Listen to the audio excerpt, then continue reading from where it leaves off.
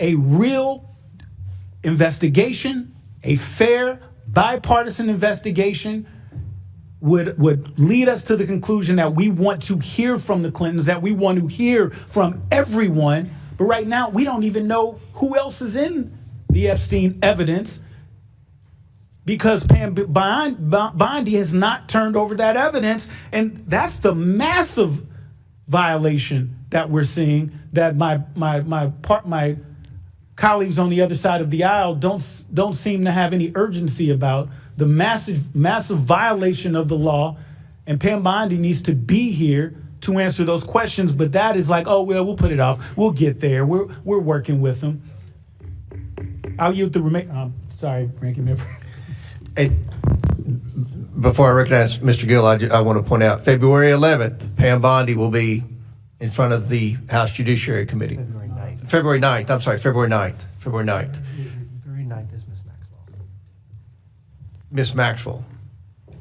And February 9th, we're deposing Miss Maxwell. February 11th, Pam Bondi will be in front of this committee. So there's a lot of wheels moving right now. Chair recognizes Mr. Gill from Texas.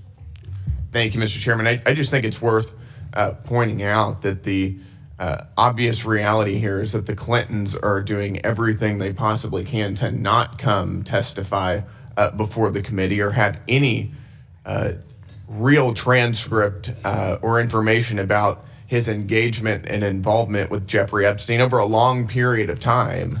I mean, we've been working for 5 months to nail down a date for a deposition, working in good faith in the entire time.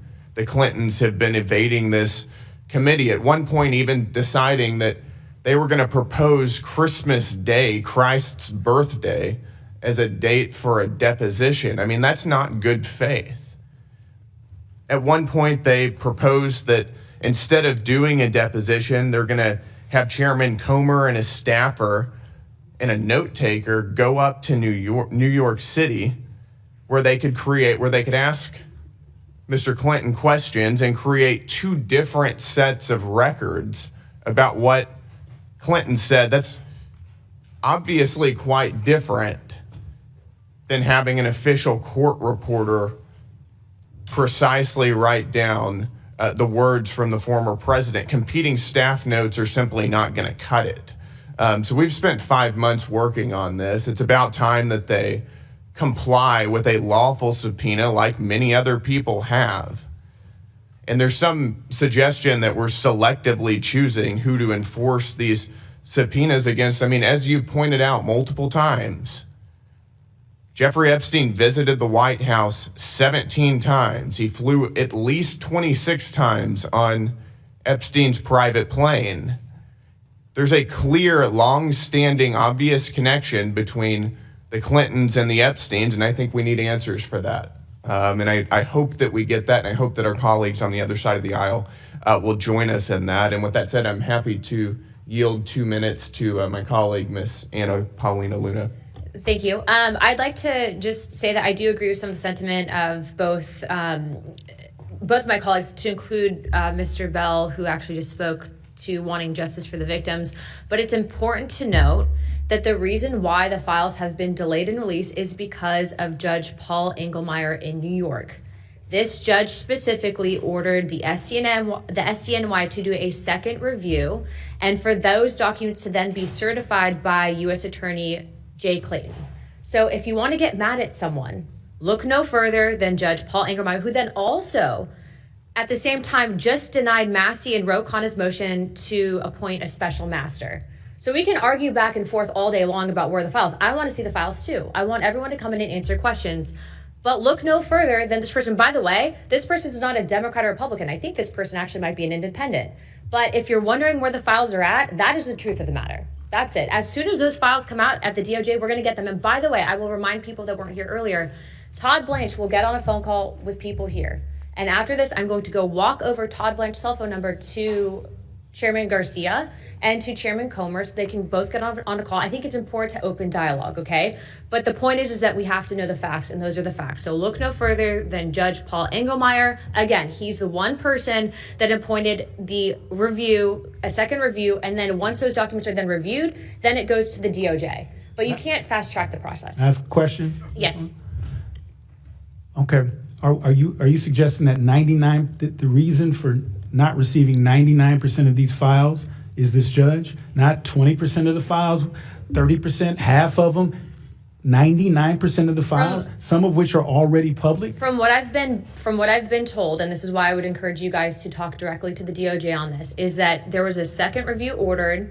I don't know who all's in charge over in New York specifically doing that second review, but I do know that at least with the DOJ, they are officially done reviewing all the documents that they had left, right? They had 500 attorneys. I actually said this earlier, that NSD, Southern District of Florida, SDNY, and the FBI, there's 500 lawyers working on this to review all the documentation. They're officially done with that.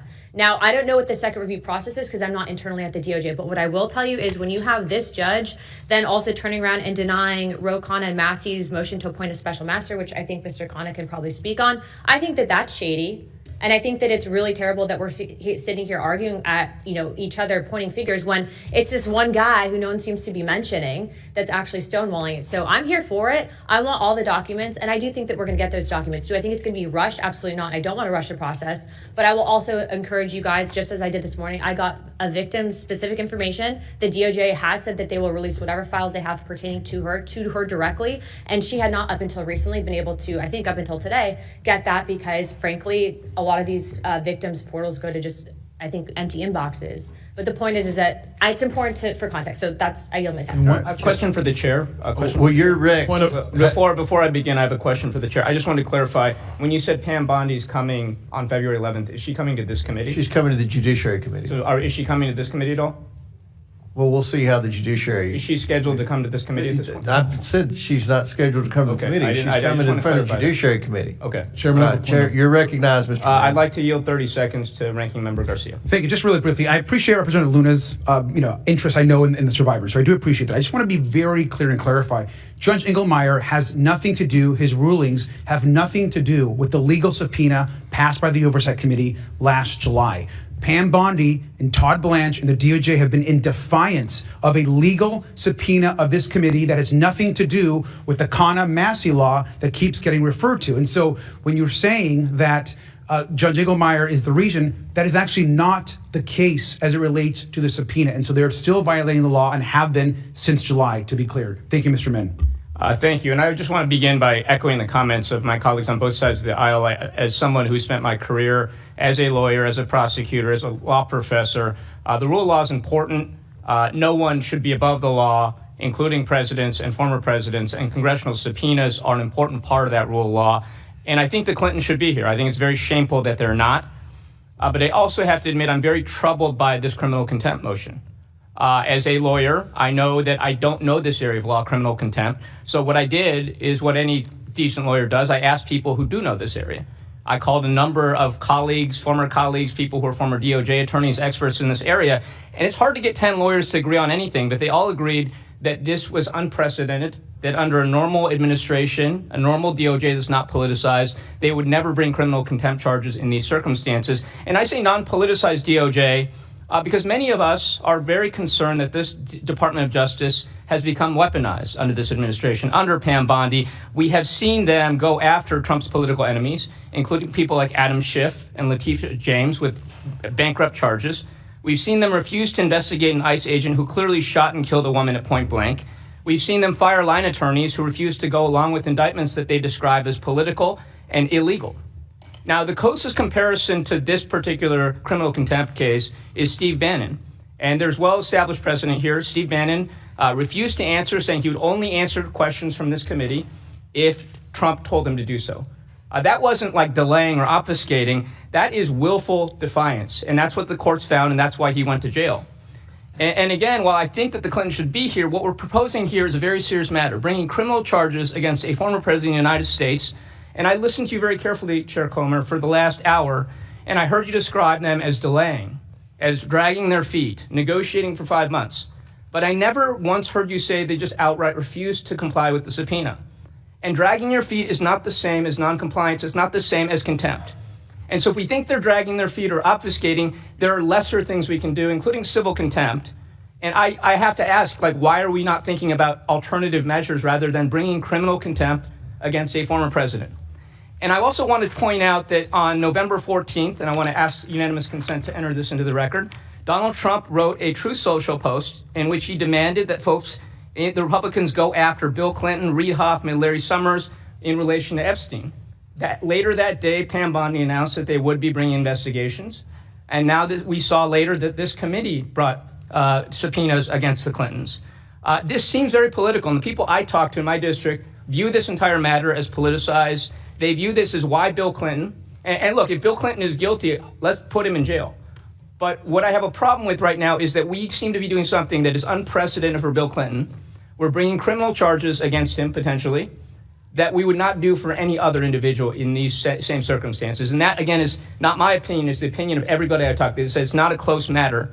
And so I have deep concerns that this looks like a political witch hunt against Trump's critics, that it will be referred to the Department of Justice, that we have seen as politicized. Many of us had deep concerns that they are breaking the law on a daily basis.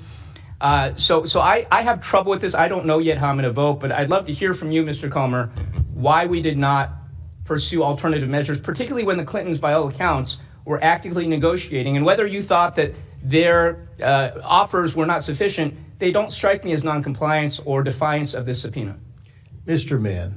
Mr. Min, will You you think yield for for a question 5 real quick? months, I mean, you just want to keep negotiating for 12, 11 more months and hope... willful noncompliance is my question to you. I And mean, why not let's- civil contempt or Nobody's something like that? buying what you're selling. We've been negotiating for 5 months. Why 5 not months. civil contempt or some alternative? Can I Five make a months. suggestion, actually? And I don't yield my time to you. I yield it to Mr. I've already Chairman, answered your Chairman, question. I can I yield make- back then. All right, Chair now recognizes Mr. Higgins. Thank you, Mr. Chairman. Request unanimous consent to enter into the record the minutes of a hearing conducted by the Federal Law Enforcement Subcommittee on July 23rd of 2025, over which I presided as chair. That was the subcommittee, to clarify for America, where the original subpoena driven by the Democrats and Ms. Lee, the original motion to subpoena the so-called Epstein files was introduced. Unanimous consent to present. Without objection, so ordered. Yes, sir. So within that is minutes. Here's the original motion from the Democrats. Move that the subcommittee issue a subpoena. Listen carefully, you alleged journalist and you, the beloved American citizenry that's paying attention to this. Move that the subcommittee issue a subpoena to the Department of Justice for the full, complete, unredacted Epstein files to be delivered concurrently to the majority and minority of the Subcommittee on Federal Law Enforcement of the Committee of Oversight and Government Reform. That's it. That was the motion presented by the Democrats. That motion immediately struck me as very poorly written because it had no recognition of recognizing and adhering to the existing long-standing criminal justice procedure designed to protect the innocent. It had no timeline. There was no timeline mandated in their own motion that would force the DOJ to comply with said timeline. There was no mandate for a particular percentage of release. There was no prohibition for actions in performance of compliance with their motion, which would become a subpoena from the Oversight Committee. It was not even the identification of Epstein. It just said Epstein files. Epstein who? You think the DOJ has not prosecuted more than one Epstein in the history of the DOJ? It was very poorly written. So, Republicans, noting that there were a lot of people missing from this, if we were going to do this, allow it to move, there are a lot of people missing. So, Mr. Perry introduced, I remind my colleagues that this is my time. You recognize the decorum of this oversight committee. Perhaps you'll be recognized to speak. Mr. Perry introduced a motion to amend the motion to subpoena by the amendments to include William Jefferson Clinton, imagine that, use the whole name, and Hillary Diane Rodham Clinton, amongst others. But of everybody on Scott Perry's list, the most defiant has been the Clintons, and the Oversight Committee has been very patient. I submit for the record, unanimous consent, I ask Mr. Chairman, the actual subpoena produced on August the 5th.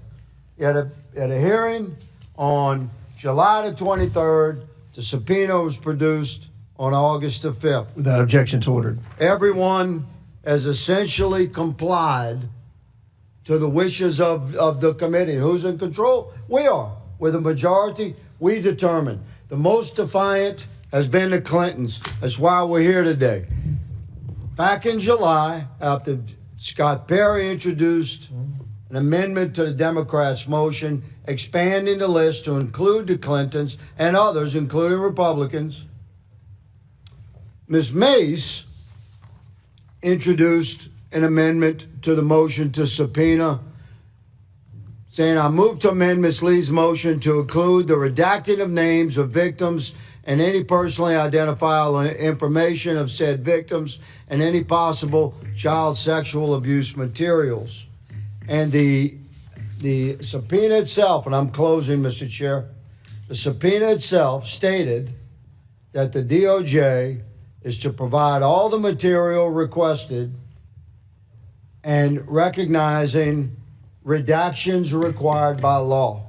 So you're talking about 1 million documents.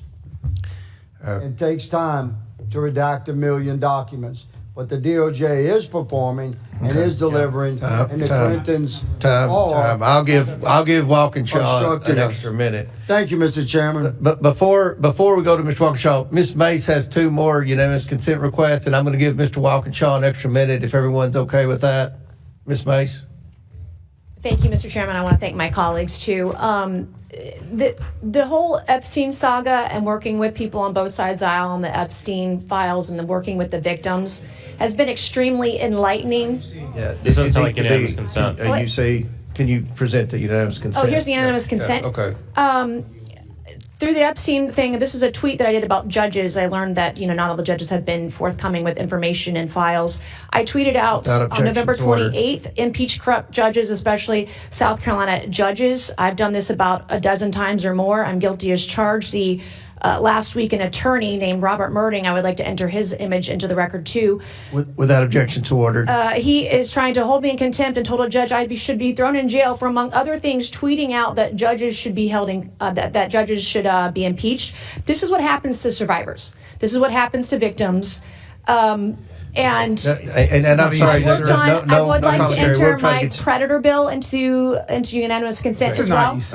Without objection to ordered. And thank you. All right, thank you. Chair recognizes Mr. Walkinshaw for 6 minutes. Thank you, Mr. Chairman. I'll restate what others have said, which is that anyone who has information relevant to our investigation, including President Clinton, should talk to the committee. And I'm glad that he's agreed to do so. I have read, Mr. Chairman, that one of the sticking points in the negotiation between you and the Clintons' lawyers has been your demand that questions be asked about non-Epstein related issues. And it surprised me because I'm sitting here today listening to your intense interest in understanding more about the Clintons and their relationship with Epstein. So I'm curious why you have for 5 months demanded that you and other members of this committee be able to ask questions unrelated to our investigation of the Epstein files and Epstein's sex trafficking, and I'm happy to yield, Mr. Chairman. I don't know what you're talking about. Everything that we've pertained to with respect to the deposition pertains to the Epstein files. Okay, so you haven't demanded that the conversation, the questions be limited to the Epstein files. The staff attorneys are communicating with the Clinton attorneys. That's the communication going back and forth. This investigation is about the Epstein files. Okay, so you're willing, and you'll say here publicly, you're willing to have that conversation that limits the conversation, the questions just to the Epstein issue and files. Okay. Yes. All right. I think the Clintons' lawyers have been under a different impression, so we've made a little progress. The Clinton lawyers are full of crap. Made a little progress on the negotiation here today. Thank you, Mr. Chairman. We're 32 days past the statutory deadline and months since this committee's subpoena, and Congress has received, as we've heard, just 1% of the files. More than 5 million pages remain hidden. Instead of holding the Attorney General accountable for this failure, the majority is trying to change the subject today. Frankly, I find it insulting. We have to bring our attention back to the people who should be our focus, the survivors of Epstein's horrific sex trafficking operation, the women and girls who were exploited, abused, ignored for years. They deserve the truth, transparency, and justice without delay, without excuses, and without any political protections for the powerful or the wealthy. That's what we should be doing. Not scoring partisan points, not creating distractions, working to uncover the full scope of his crime so the survivors can see accountability. And if we're truly serious about justice, we can't ignore one of Epstein's most well-documented associates, President Donald J. Trump. We have documented communications, including a signed birthday note from Donald Trump containing explicit sexual references and referencing wonderful secrets between them. Emails from Epstein saying that Trump, quote, knew about the girls. Donald Trump acknowledging he knew Epstein was a, quote, creep and that Epstein recruited girls and women from Mar-a-Lago. Trump saying he wants to cover up the files because, quote, my friends will get hurt. If we're committed to transparency and justice, why is that off limits for this committee? Why is his name absent? Why no discussion of Attorney General Bondi's refusal to comply for months with this committee's subpoena? Why no contempt for Attorney General Bondi? What we're witnessing today is not oversight, it's not accountability, it's part of a cover-up, a diversion. And it didn't start today. Despite clear legal requirements in a law that Donald Trump signed, a subpoena that you signed, Mr. Chairman, and repeated public promises, Attorney General Bondi has failed to release the files. It's entirely within her control, and yet only 1% has been produced, more than a month late. And even that sliver is so heavily redacted that it mocks the law. It mocks the law. And it mocks this committee's subpoena. And let's be honest about the transparency that Attorney General Bondi has provided. This is DOJ Epstein data set number 4. It's number 4.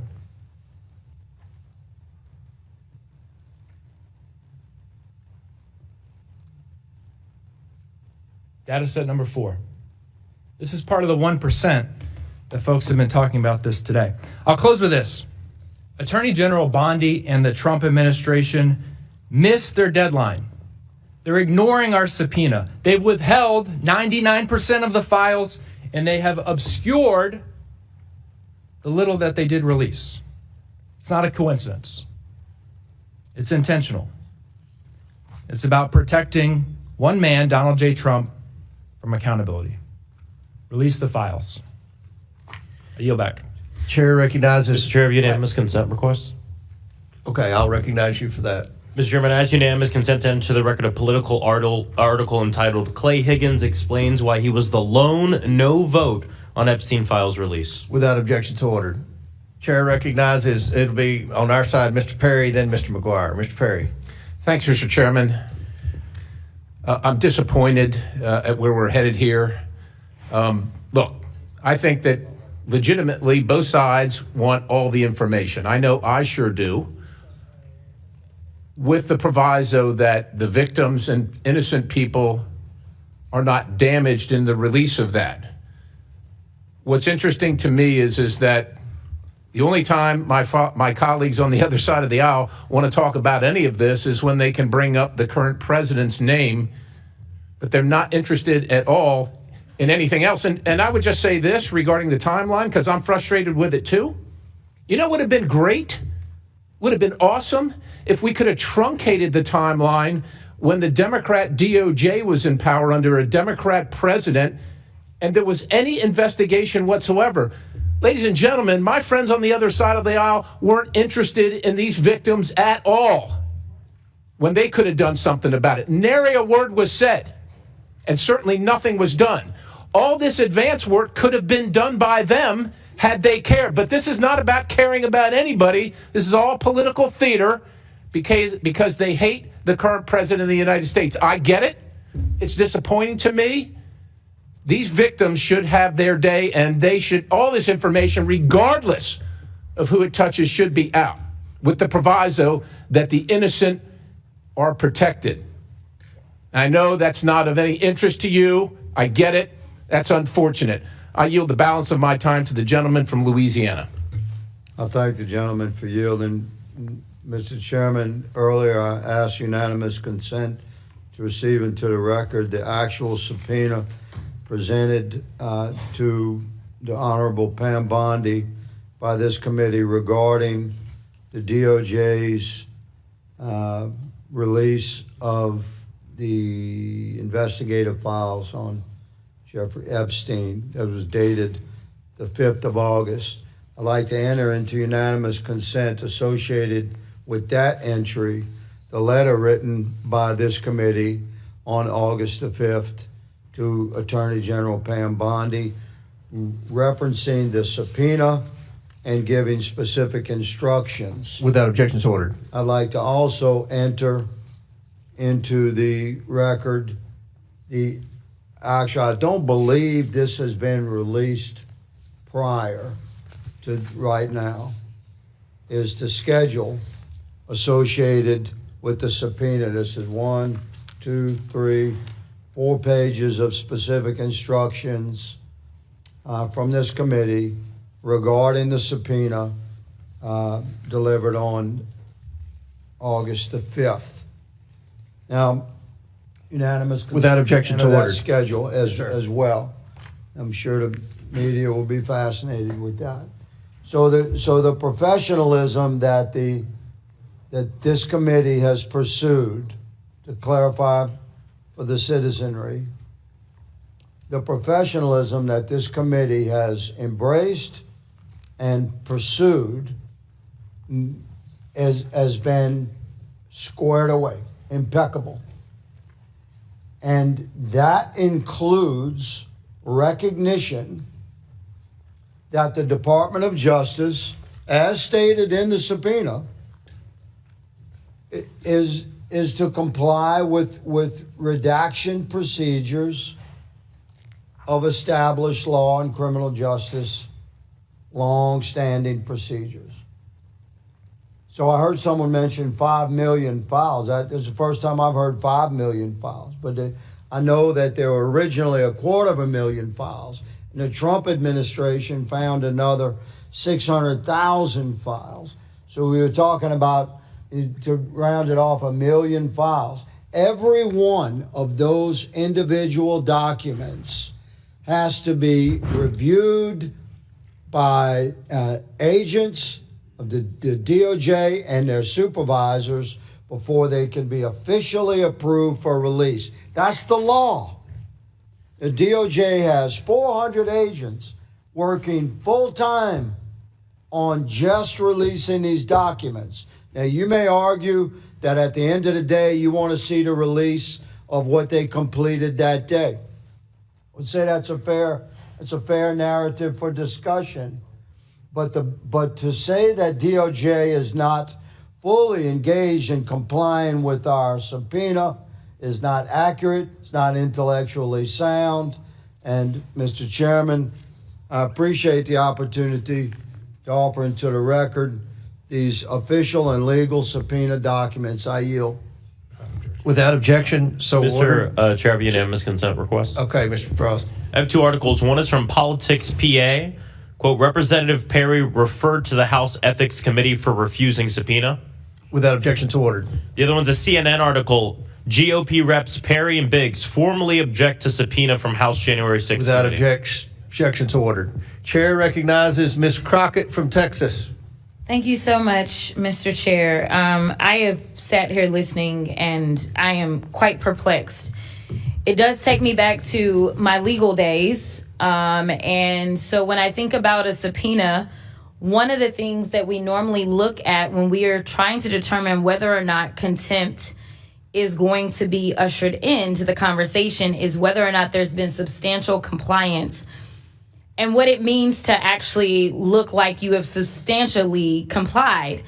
It means that you're taking reasonable steps to follow a court order, that you're acting in good faith, and typically that serves as a defense.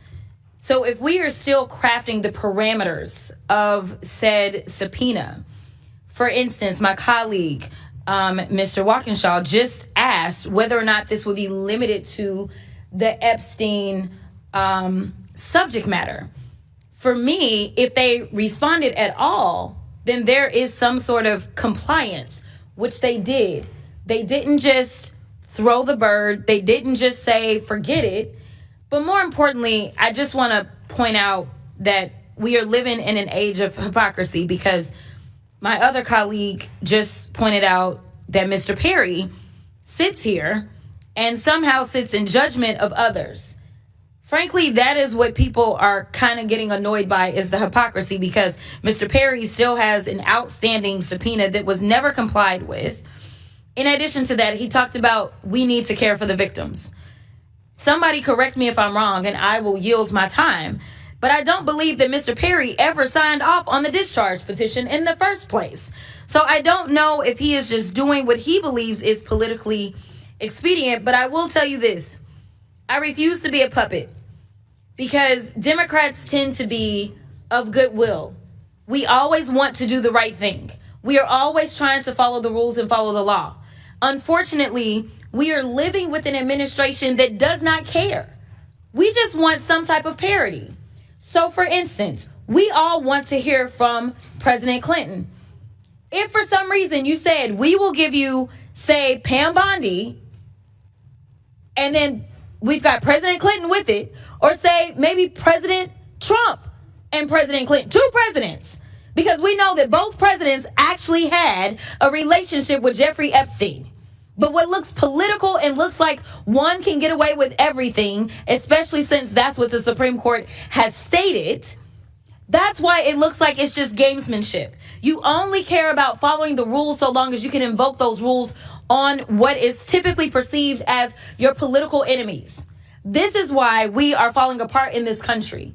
We are supposed to be about checks and balances. It should not matter whether or not you're associated with the Democratic Party, the Republican Party, independent, or whomever, whether you're rich, whether you're poor, whether you're middle class, whether you're a black immigrant or whatever. But it seems like we only have a political agenda in this committee, and that's why everything goes off the rails.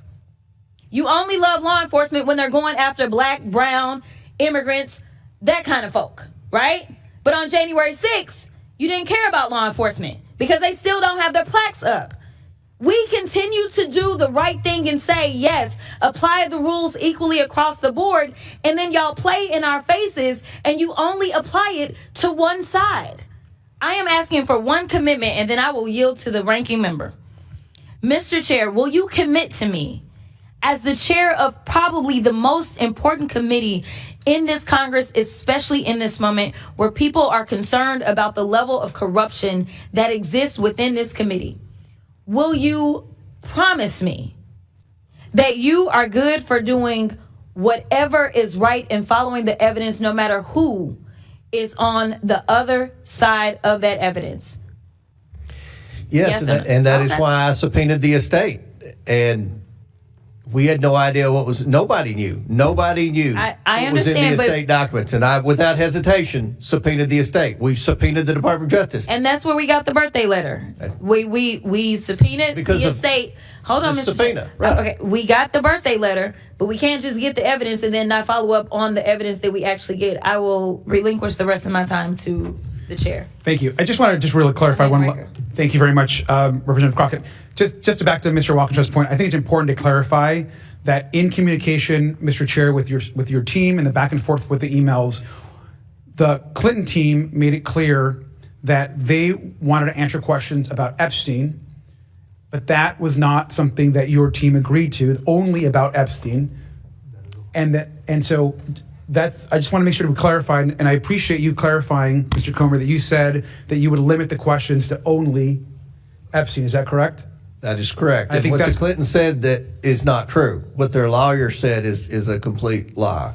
Well, I'm glad that you clarified for them, because it's been their impression that it's been. I'm just telling you, it's been their impression. He's paid them too much money then over the last 5 months. And sir, I'm just reading emails, and I'm just reading the back and forth between them and your team. It's been their impression that those questions were going to be beyond just Epstein, and so I'm glad that's been clarified. So thank you, Mr. Walkinshaw. Chair recognizes Mr. McGuire from Virginia. Thank you, Mr. Chairman. I agree with you. 5 months is plenty of time. The Clintons are doing everything they can to avoid questioning. And the American people want to hear from the Clintons. You know, Bill Clinton brought Epstein to the White House 17 times. He had him on, and Bill Clinton was on the Epstein airplane 26 times. So the American people want to hear from them. I don't understand why our friends on the left can't understand that. They support these crazy policies like open borders, 20 million people coming to our country. They've been robbing, raping, and killing the American people. You know, Lake and Rowley would still be alive. And instead of protecting law-abiding citizens, they defend the criminals, and they want to have a defund the police movement.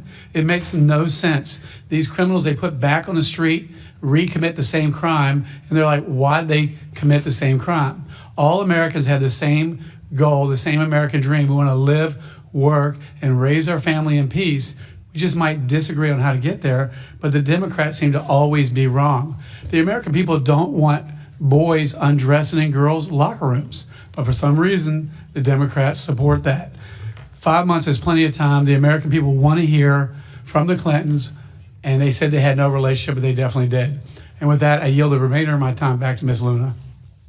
Thank you. I just kind of want to point out, first of all, specifically to the letter, the hand sketch that was allegedly the president's. I believe there's a $10 billion lawsuit that was filed that, according to the president, the organization that published that is actually trying to currently settle, so just to clarify.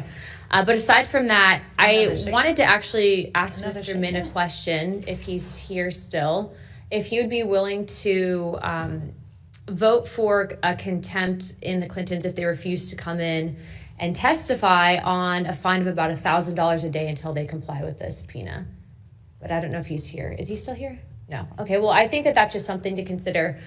You know, we have the ability to do those fines, and I think that that needs to be considered, especially if, you know, optically there is reason for pause for Democrats not wanting to vote for that based on the fact that President Clinton was a former president. I understand the optics of that, and I also understand re-elections. However, nonetheless, the Clintons are defying a subpoena, so sometimes financially people can be motivated, especially if there's a fine, and that's something that we actually all reserve the right to vote on. And I think that that's actually a very good option, especially being that most Americans would go to jail for defying subpoenas. And so I do not think that there needs to be any special accommodations made, especially given the nature of this, but I do think that that can be a tool to motivate. So I'd like to suggest that to you, Chairman Comer, also to you, Ranking Member Garcia, that would be a good method that we specifically reserve if we choose to use alternative means of contempt. Representative, would you yield to me for a question? Yes. So it seems like you're open to changing this, what we're voting on today, so that way we can get to a place where we actually hear from them. Is that right? Is that what I'm hearing? What I want, yes, I would like to have the Clintons coming into Congress to give a transcribed deposition. Yeah. I think that Chairman Comer has made that clear, but I also think having just Garcia and Comer drive all the way up to New York without that. I think that optically that sends a very bad message as the separation of powers and authorities Congress has. And then I also too think that, it's kind of a slap in the face to people that typically would not have those accommodations made for them. Yeah. With that also, being a part of this, I think that, Bill Clinton specifically said he wants the files to be released. And I think that we also need to consider the fact that there is a judge.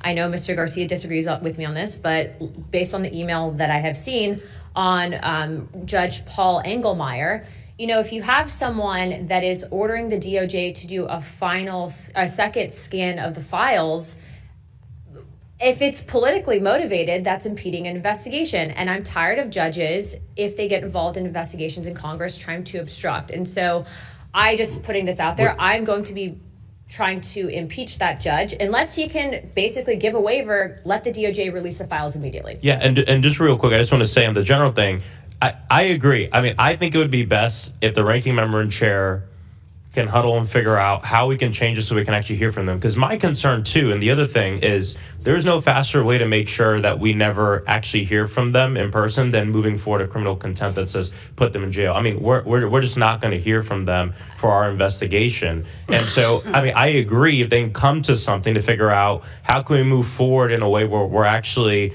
there's a pathway to hear from them. I'm for that. So to be clear, I do not agree with what the Clintons are doing. Okay, and I think that they need to come in here to explain. But I do think that when you go after someone's pocketbook, I think that they quickly change their tune, and I think that they might be compelled to come in. I also don't want to set the precedence, though, that just because you're a president means you're outside of this, justice. And that's basically what it would be doing. And so, Chairman, I will let you direct the ship on this, but that is my suggestion. Thank you. Chair recognizes Ms. Ansari. Thank you. I'm going to start by yielding to the ranking member. Thank you. And I want to just respond to Ms. Luna and Mr. Maxwell as well. Just to be clear, I think two things can be true.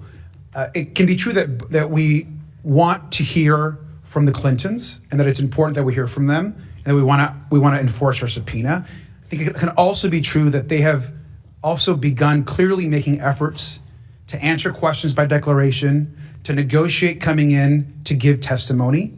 They've made offers to obviously be in, their initial offer was to do that testimony outside of Washington, D.C. with the leadership of the committee and staff. They have been open to transcription. And so I just want to re-emphasize that I think there is room here to continue to negotiate and get the testimony that we need. In addition, I am incredibly thankful that we're finally moving forward on ensuring that Ghislaine Maxwell come before this committee, that we're going to get Pam Bondi finally in front of this Congress. We need to release the files, get that testimony, and of course, ask the questions that this committee has of President Clinton. I think that is all fair, and I hope that's the direction that we end up moving in. Thank you. Ms. Ansari. Thank you. Given much of what we've heard today, and especially in light of some of the hypocrisy that we've heard today, I just want to walk through the timeline of Donald Trump's cover-up of the Epstein files, because I think it's important for folks to remember how we got to this point.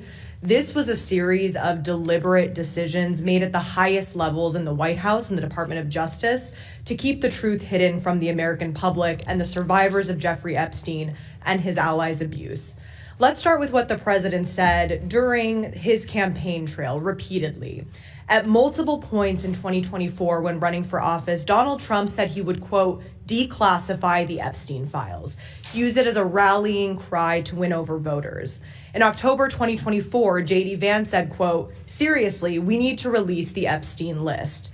But the moment Trump and Vance had power in the White House to act, that commitment disappeared. That's when the cover-up began. On February 27th, 2025, Pam Bondi said that she was releasing the Epstein files with her statement, quote, this Department of Justice is following through on President Trump's commitment to transparency and lifting the veil on the disgusting actions of Jeffrey Epstein and his co-conspirators. Then it became clear, very clear, that Donald Trump did not, in fact, want information about Jeffrey Epstein and his crimes revealed to the public. Starting in July 2025, Donald Trump began to gaslight the public. He said, quote, are you still talking about Jeffrey Epstein? This guy's been talked about for years. This is the point when Congress stepped up. On July 23rd, Congresswoman Summer Lee moved in this very committee to subpoena the full and unredacted Epstein files. And just to be clear, because of that subpoena, the Department of Justice and Pam Bondi have been required by law to provide the Epstein files to this committee since the summer of 2025. They have been in gross illegal violation of the subpoena this entire time. To my Republican colleagues on this committee, do you remember that subpoena, the lawful congressional oversight subpoena from July 23rd? Pam Bondi has been in violation of that for 6 months now. At the same time, members on both sides of the aisle filed a discharge petition that would have put a vote on the floor for the Epstein Files Transparency Act. For a moment, the petition was one signature away from forcing a vote in the full House. And what did Mike Johnson do? He shut down Congress. He refused to swear in our colleague, Adelita Grijalva, for a historic 7 weeks in order to keep her name off the list. He forced the American public to endure a government shutdown to protect Donald Trump and to cover up the Epstein files. And when it finally came to the floor and it became clear that the bill would pass overwhelmingly, only then did he endorse and then sign the bill so that he wouldn't lose. This required the DOJ to release the unredacted Epstein files publicly by December 19th. The DOJ has blown past that deadline, releasing only 1% of the files, which is patently absurd. And the files they did release were heavily redacted, which is completely illegal according to the law. On December 23rd, the DOJ said they miraculously discovered over 1 million files related to Epstein. All of these patterns are an attempt to slow down the release and fail to meet the lawful deadlines are consistent and coordinated. This is all part of an intentional cover-up, which leads to the unavoidable question, who is the president protecting when we know he only cares about one person? I guess I'll end with my question to the chairman. The Attorney General, Pam Bondi, has violated the subpoena issued by this committee. We should be holding her in contempt to remain fair and to remain transparent. And so I ask that you do that if you really truly want to be fair and care about the justice for the victims here. May I respond? We have been very clear. We expect those documents. She has complied. She's turned over documents. In the 1% beginning, you all complained and said the first document dump didn't have enough redactions, and the second document dump had too many redactions. So they're trying to get this, and I believe Mr. Chairman, that we will get those documents very soon. I have been assured we're going to get those documents very soon. I hear you, but with all due respect, given everything that she herself stated in February of last year, her own statements in front of the entirety of the American public saying, we have the documents. They are ready to go. Mm-hmm. The subpoena from this committee was issued in July. And nobody on our side is defending Pam Bondi. I can assure you. She should be held in contempt. If we are going to hold, she is complying with. They have turned documents over. They have turned documents over, and every time they do, you all complain about too many redactions, not enough redactions. So. That is unacceptable. It has been 6 months. All right, your time's expired, and we want the documents. We've made that very clear. Chair recognizes Mr. Crane. Can I do unanimous consent first? Okay, before I recognize Mr. Crane, we'll let. Thank you. I just want to do a unanimous consent request. This is actually an email that has been sent to your team, Mr. Comer, and our team from the Clinton lawyer and the Clintons. That basically says, to be clear, we are not objecting to a transcript and never have. Please make that clear during today's testimony that was sent to you, Mr. Comer. So I just want to reemphasize they are not objecting to a transcript. Thank you. And before I recognize Mr. Crane, let me reply. We just got that email, and we have spent 5 months trying to get acceptable terms that I think everyone within any sense of fairness would agree needs to occur. After we hold this vote, hopefully it'll be a bipartisan vote. They're going to have 2 weeks before this bill's on the floor. They're going to have 2 weeks before this the full House votes on it. And make no mistake, to the Clintons and their lawyers, this bill will pass, and I believe it will pass with Democrat votes, even though I've heard Democrat leadership is whipping to try to get you all to vote no on this. They have had 5 months to comply with this, and to defend the indefensible and try to act like Bill Clinton's a victim here, I think is a stretch. We know who the victims are, and I think if you ask the victims, do you want to hear from Bill Clinton? I'm pretty confident I know what the answer will be, because our staff has communicated with their attorneys. Chair recognizes Mr. Crane. Thank you, Mr. Chairman. Obviously, this committee hearing is about whether or not we're going to hold the Clintons in contempt of Congress. I strongly recommend that we do, especially in pertaining to the release of the Epstein files and trying to get to the bottom of what exactly went on there and how Jeffrey Epstein was allowed to continue doing what he was doing and abusing so many people for so long. It's interesting when I look at the history of the Congress and look at the fact that Peter Navarro, former Trump trade advisor, who defied the January 6th committee subpoena, was sent to prison for 4 months. Steve Bannon, also a former Trump advisor, defied the January 6th committee subpoena. He was sent to prison for 4 months, and several others. So it's going to be really telling to see how my Democrat colleagues vote on this one. Mr. Comer, how many times, Mr. Chairman, how many times did Mr. Epstein go to the White House in your recollection, sir? According to the evidence that we've obtained, it appears he went 17 times during the Clinton presidency. Is that more times than you've gone to the White House, Chairman? I've been member of Congress for 9 years, and fairly high up on the pecking order. I've been to the White House, I believe, 9 times in 9 years. So he went to the Clinton White House double the number of times that I've been to the White House in my entire congressional career. Mr. Chairman, how many times did Mr. Clinton fly on Mr. Epstein's plane? At least 26 times, according to the flight logs that were subpoenaed from the estate. Right. Point of order, Mr. Chairman. Those were 4 different trips, 4 trips, and every time they regassed the plane, they counted that as another trip. But it was Asia, Africa, and they had to refuel. So every time they stopped to refuel, they counted that as another leg of the trip. There are 4 trips, not 27. That's almost like I didn't inhale. Reclaiming my time. That's still enough trips for us to want to be able to ask the Clintons questions about their involvement with Epstein. Is that true, Mr. Chairman? Yes, sir. Right. So, like I said, I hope that my Democrat colleagues who all of a sudden have found religion, this Congress, and now they want the Epstein files, even though over the last 4 years when they had control of Washington, D.C., you didn't hear a peep about Jeffrey Epstein out of any of them. And so I think it's going to be real telling, how my Democrat colleagues who claim to be all about the victims, how they actually vote on these contempt charges for the Clinton family. And I just think it's interesting, too, that, Mr. Chairman, my understanding is you've been working for the last 4 or 5 months to get the Clintons in here. Is that correct? 5 months, yes, sir.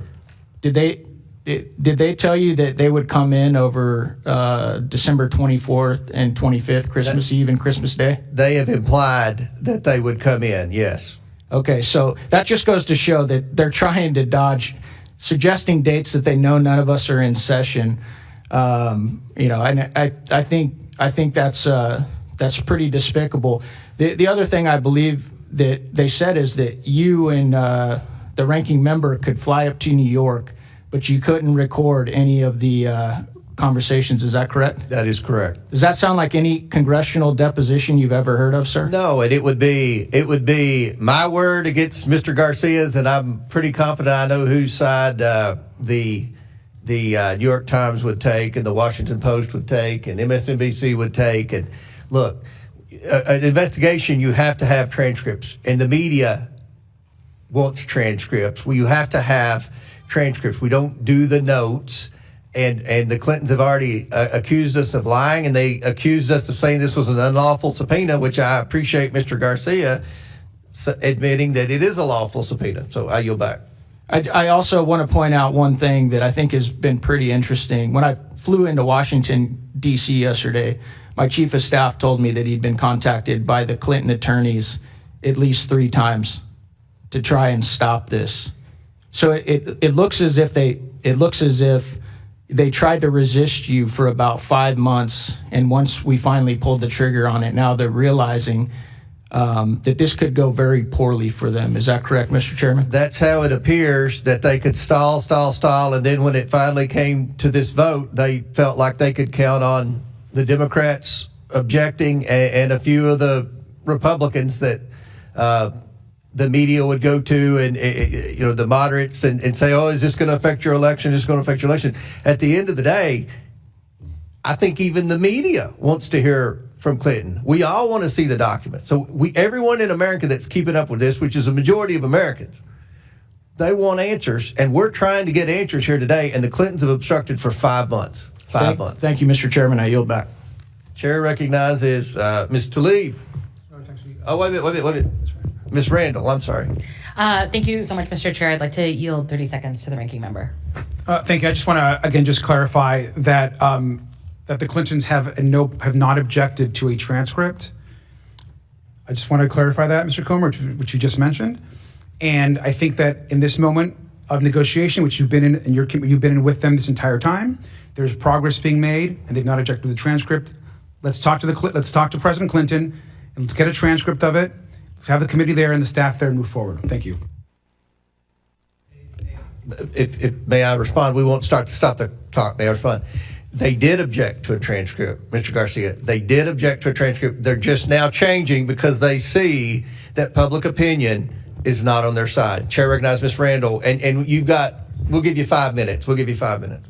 Thank you so much, Mr. Chair. I want to start by saying I do not feel it is my responsibility to defend the former president of the United States. As a member of Congress, in a separate and co-equal branch of government from the executive branch, and as a individual person who is responsible to my constituents, it is not my job to defend the former president of the United States. Just like it is not your responsibility, Chair Comer, to carry out the political retribution of the current president of the United States. It is also not this committee's job to yield to the Judiciary Committee to question the subjects of our subpoenas. It is not our job to defer to anyone else's interest. And in fact, we have the opportunity at any time to amend the rules of our committee should you choose to take action that our rules keep us from taking. Like that is a tool that you as committee chair and we as a committee have. And I also want to say, I'm not a lawyer. I'm a regular person. I'm 1 year into this job, and contrary to attempts by my Republican colleagues to put the burden of decisions made by Congresses of the past on our shoulders, I was sent here by my constituents just a year ago, and it's to them, to my neighbors, who I am accountable. Not to party leadership, not to anybody else, but to my constituents. So I want to talk about what they are seeing and hearing right now. They are seeing, just as Ms. Ansari previously said, Donald Trump and J.D. Vance and Pam Bondi switch allegiances, decide they no longer want to pursue accountability and full release, unredacted release of the Epstein files. But they're also seeing a system that has failed survivors and regular people over and over. That privileges the powerful and well-connected over regular people. Regular people who don't have the luxury of saying, I'm not going to come to court and I want to be free of any accountability. regular people who see us acting and carrying out the demands of the president, former presidents, rich people, people who come to lobby us, folks who have access to power in a way that regular people don't. And I think we've all made very clear, all of us on both sides of this dais, that we want to hear from the former president of the United States about any information that he has related to Epstein's ring of trafficking and assault of women and girls. But we also, and Chair Comer, you have said over and over, that it's been 5 months that you've been in negotiations with the Clintons. It has been 6 months since this committee subpoenaed the Department of Justice for full release of the files. And I'm down to hold anybody accountable. I'm down for us to enforce our congressional subpoenas, to uphold our power as a separate and co-equal branch of government. But I want to call the question, will my colleagues on the other side of this dais also hold accountable the Attorney General that has been illegally withholding evidence that has been subpoenaed by this committee and in a bipartisan law passed on the floor of the House? Is it just political theater? Are you just trying to point fingers and say, like, it's you, it's not us, it's them? Or are we here to do the work of holding accountable people who have committed heinous crimes against women and girls and people who might know about them? Are we doing that work, or are we just pointing fingers and trying to consolidate our own political power? That's a question I know that my constituents have, and it is one that I'm asking my colleagues on the other side of the dais. Thank you. I yield back. Chair, any member seek recognition? Chair recognizes Ms. Tlaib from Michigan. Mr. Chair, I think many of us were there with the survivors, and I'd like to bring them into the room because I think it's really important. It's not just one president, but now two that have been connected to the Epstein sex trafficking. One of them even testified about walking into the house, the butler opening the door. There's administrative assistant having no idea she was walking into a horrific scheme that was sending young girls to the powerful, to the rich, the elected officials. And one of the first pictures she said she saw was of Clinton with his arms around Epstein. She saw another one of Trump with Epstein. And I just remember her almost trying to convince us, understand that I had no idea, as if somehow she was guilty. Do you all remember that? Yeah. And so I'm here to tell you, I'm ready to vote, but I'm also just taken aback and disgusted because I didn't need a birthday card to say the President of the United States, current President of the United States, had something. I didn't need to see the photos by the chairman today of Clinton. All I needed to do was hear the survivors tell us, please do something. These are people that have impacted their lives forever. What I just don't understand, Mr. Chair, and this is with all due respect, I just don't get why Bondi cannot be held in contempt, why we're not for it. I don't care if she says that she wants to plead the fifth. So what? Do it in front of the American people. Same thing with Maxwell. She's telling the committee she's going to plead the fifth. Fine. Have her come before this committee to do it in front of the American people. The fact of the matter is, are you saying that if anybody wants to plead the fifth, they don't have to be forced to come before this committee? That doesn't make any sense. What excuse is that? That doesn't make any sense. The fact that I continue to tell you all, what is the most consistent thing survivors have asked us to do? Follow the money. How come we haven't forced JP Morgan Chase before this committee? How come we haven't allowed Bank of America to come before this committee? Mr. Chair, it is so disgusting. And this is why everybody's so distracted by this whole thing of the Clintons, Trump, and everything. But who was funding it? Literally, JP Morgan turned a blind eye to evidence of sex trafficking even after his 2008 conviction, hear me out, after he was convicted, they still hid suspicious activity reports that should have been reported. You know, you see the fact that continuing them saying, well, in 2028, agreed to pay what, $290 million to settle a lawsuit. I don't care. You come here, and because it's the truth, y'all. You guys got to realize Epstein's not the last person. There's probably another Epstein out there right now doing sex trafficking right now. We should hold everybody in contempt that had anything to do to cover this up, including bank executives that still have their jobs. The fact of the matter is, we know what this is. You want to talk about Bill Clinton, Hillary Clinton, but talk about everybody involved. Because it does look like you're only doing this to distract everyone when we know not one, but two presidents were involved. And those young ladies shaking when they were testing for because they didn't know if they could trust us. Some of them literally said, we had no idea what we were walking into. But they were connected to the rich. They were connected to the presidents. You heard them say that over and over again. But one of the things they continue to say is follow the money. Because, Mr. Chair, Bill Clinton, Donald Trump, J.P. Morgan, all these people, they will not be the last folks that allowed a sex trafficker to harm young women, children. And so we have to set a very good precedent that we will not sit back and say, well, Maxwell's going to plead the fifth. Bondi is going to plead the fifth. I don't care. You're a public servant. Come before this committee. Maxwell, you were directly involved. How many times did the survivors mention her?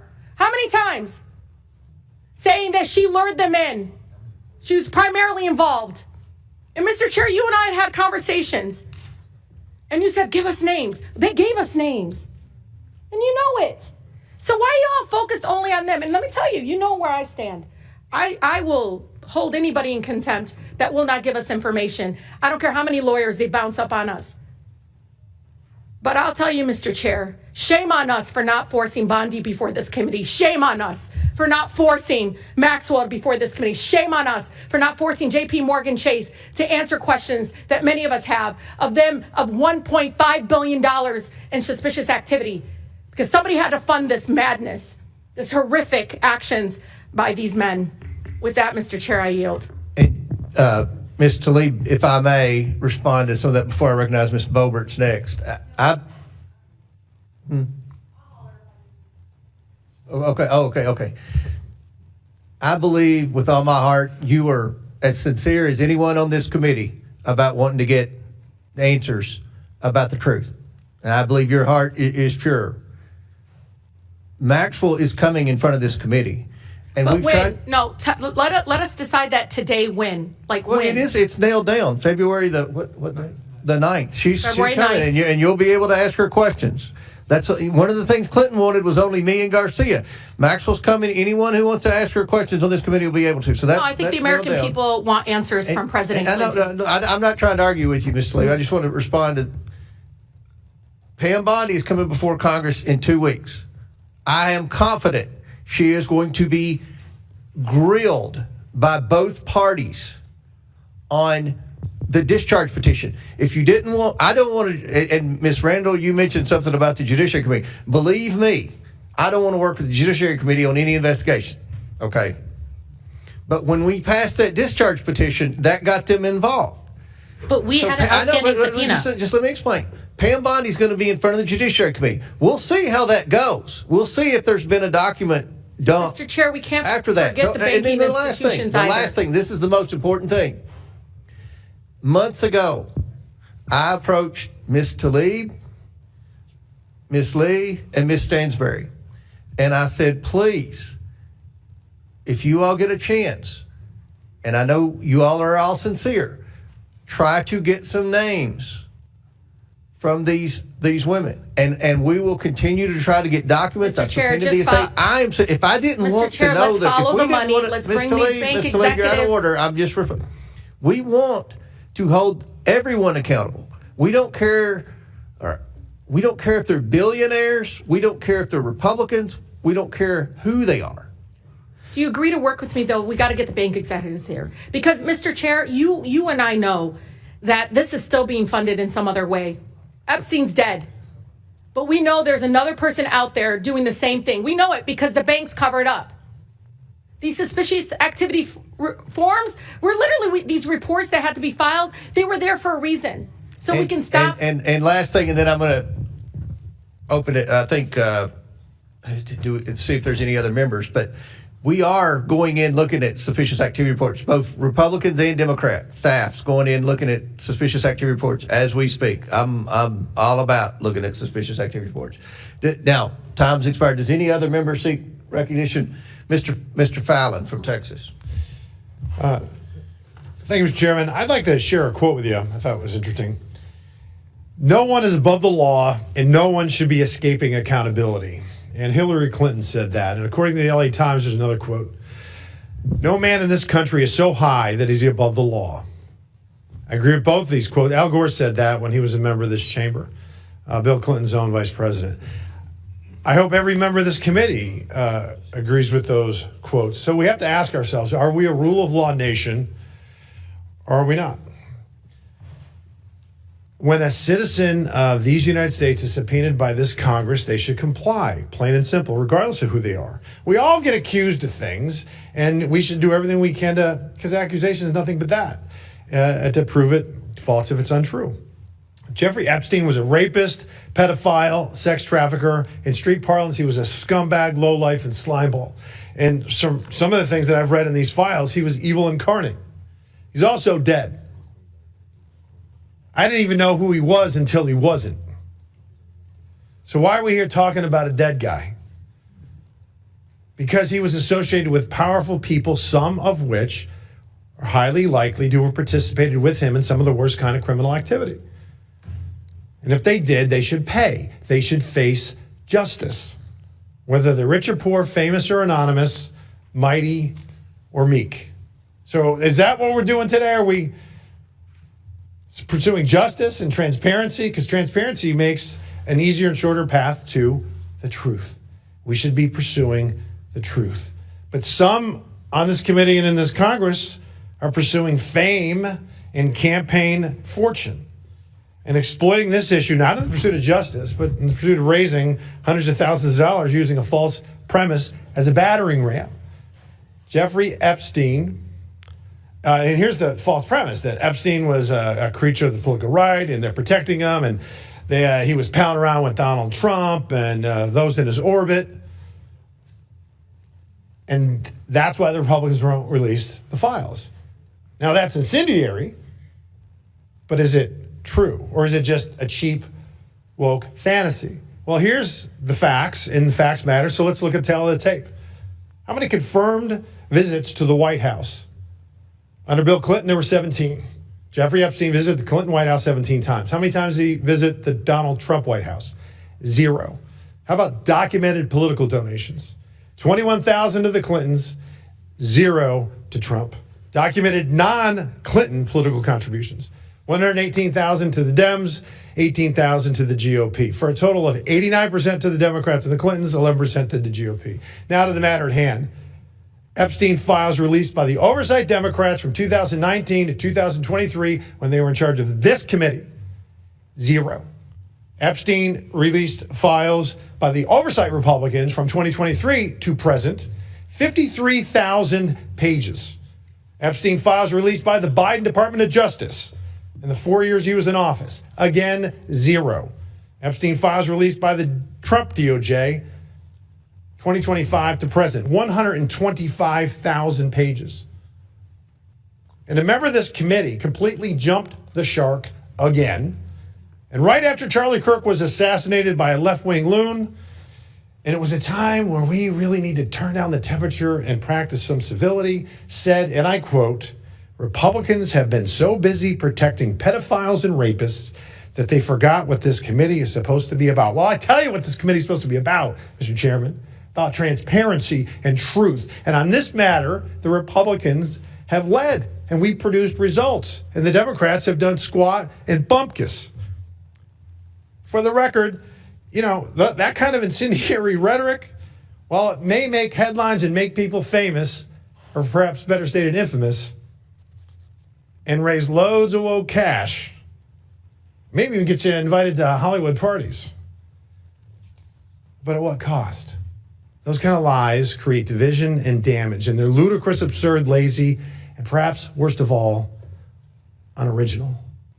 And I don't think it's going to translate much to Journey to the Upper Chamber. I hope it doesn't translate to that. The Trump administration and Republicans on this committee and on this issue have served Lady Justice by a count of about 178,000 to 0. So the Clintons should come in, honor the subpoena, and testify. And you know why, Mr. Chairman? In the pursuit of truth. Mr. Chairman, I yield back. Gentleman yields back. Chair recognizes Ms. Stansberry from New Mexico. Thank you, Mr. Chairman. You'll have to forgive me if I do not give a slow clap to our colleague across the aisle for his Academy Award-winning appearance just now in front of the committee. But I want to just address some of the things that I heard here today and to talk about why we're here. What I've heard here this morning in front of this committee is exactly why the American people hate politics. Because the American people don't care if you're a Republican, if you're a Democrat, if you're an independent, whether you vote or you don't. They want the Epstein files and they want justice and accountability. And they don't give a damn whether or not it's Democrats or Republicans or who is implicated. They want accountability. And that is what the survivors are asking us for.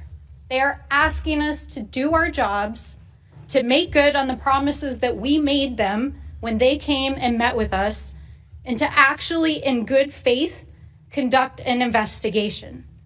Now, I always think it's important to pull back the curtain for the American people about what happens in these committees. And I was not shocked and surprised, but, I think it's important to note that when I stepped out of the committee a few moments ago, the press were huddled on the Republican side of this committee room to take statements from the Republicans. They're not out in the kind of like neutral area. They're standing outside the Republican door so that after this vote is taken, our Republican colleagues can walk out and make a statement to the press. Now, I think that that's important to note for the public here, because this is not about true accountability.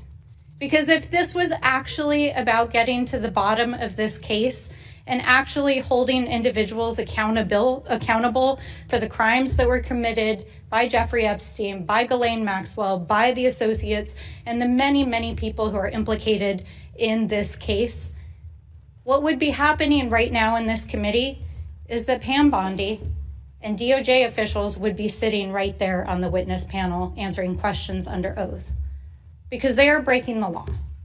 They are not complying with our subpoena. They are not complying with the Epstein Transparency Act. And on the day, the final deadline, that they were supposed to release their final explanation about why they may have redacted some files, and in fact they have, as has been stated many times, only released less than 1% of the files, Donald Trump used the United States military to invade a foreign country and steal their oil.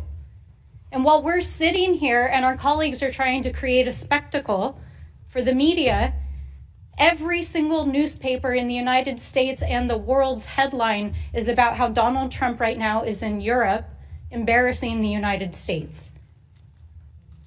How he is threatening our NATO allies to invade Greenland. Humiliating the United States. And I have to say, I was home over the weekend for Dr. Martin Luther King Jr. celebrations to honor the life and legacy of Dr. King. And the question that I got over and over again from my constituents is, what is in those files that is so bad that President Trump is invading Venezuela, threatening our NATO allies, and sending thousands of armed paramilitary troops onto our streets to create violence and chaos in American cities? That is what the American people are actually asking us. And so I will be honest, Mr. Chairman, I am deeply troubled that the individuals who are the subject of today's hearing did not appear on their scheduled date. No one is above the law. But I do know, based on the correspondence, that they have been corresponding with you regularly to try to resolve this issue. But I don't believe that's what this hearing is actually about. Because if it was actually about getting justice and about getting the truth, we would have DOJ here. We would be holding Pam Bondi in contempt, and we would be hearing from the survivors themselves. And so I have to agree with my colleagues that I believe that this is part of an extended smokescreen to try to cover things up. And so I do ask my colleagues across the aisle, if you are earnest about getting to the truth and getting to justice, then bring DOJ in here and hold them accountable, because that is actually what the American people want. I yield back. And lady yields back. Before I recognize Mr. Biggs, I want to point out again for the umpteenth time, Pam Bondi is coming in front of Congress under oath, and there'll be lots of opportunities to ask her questions about the Epstein files. But sir, Mr. Chair, can I ask a question? She's violated a subpoena from this committee, and she should be held in contempt for that.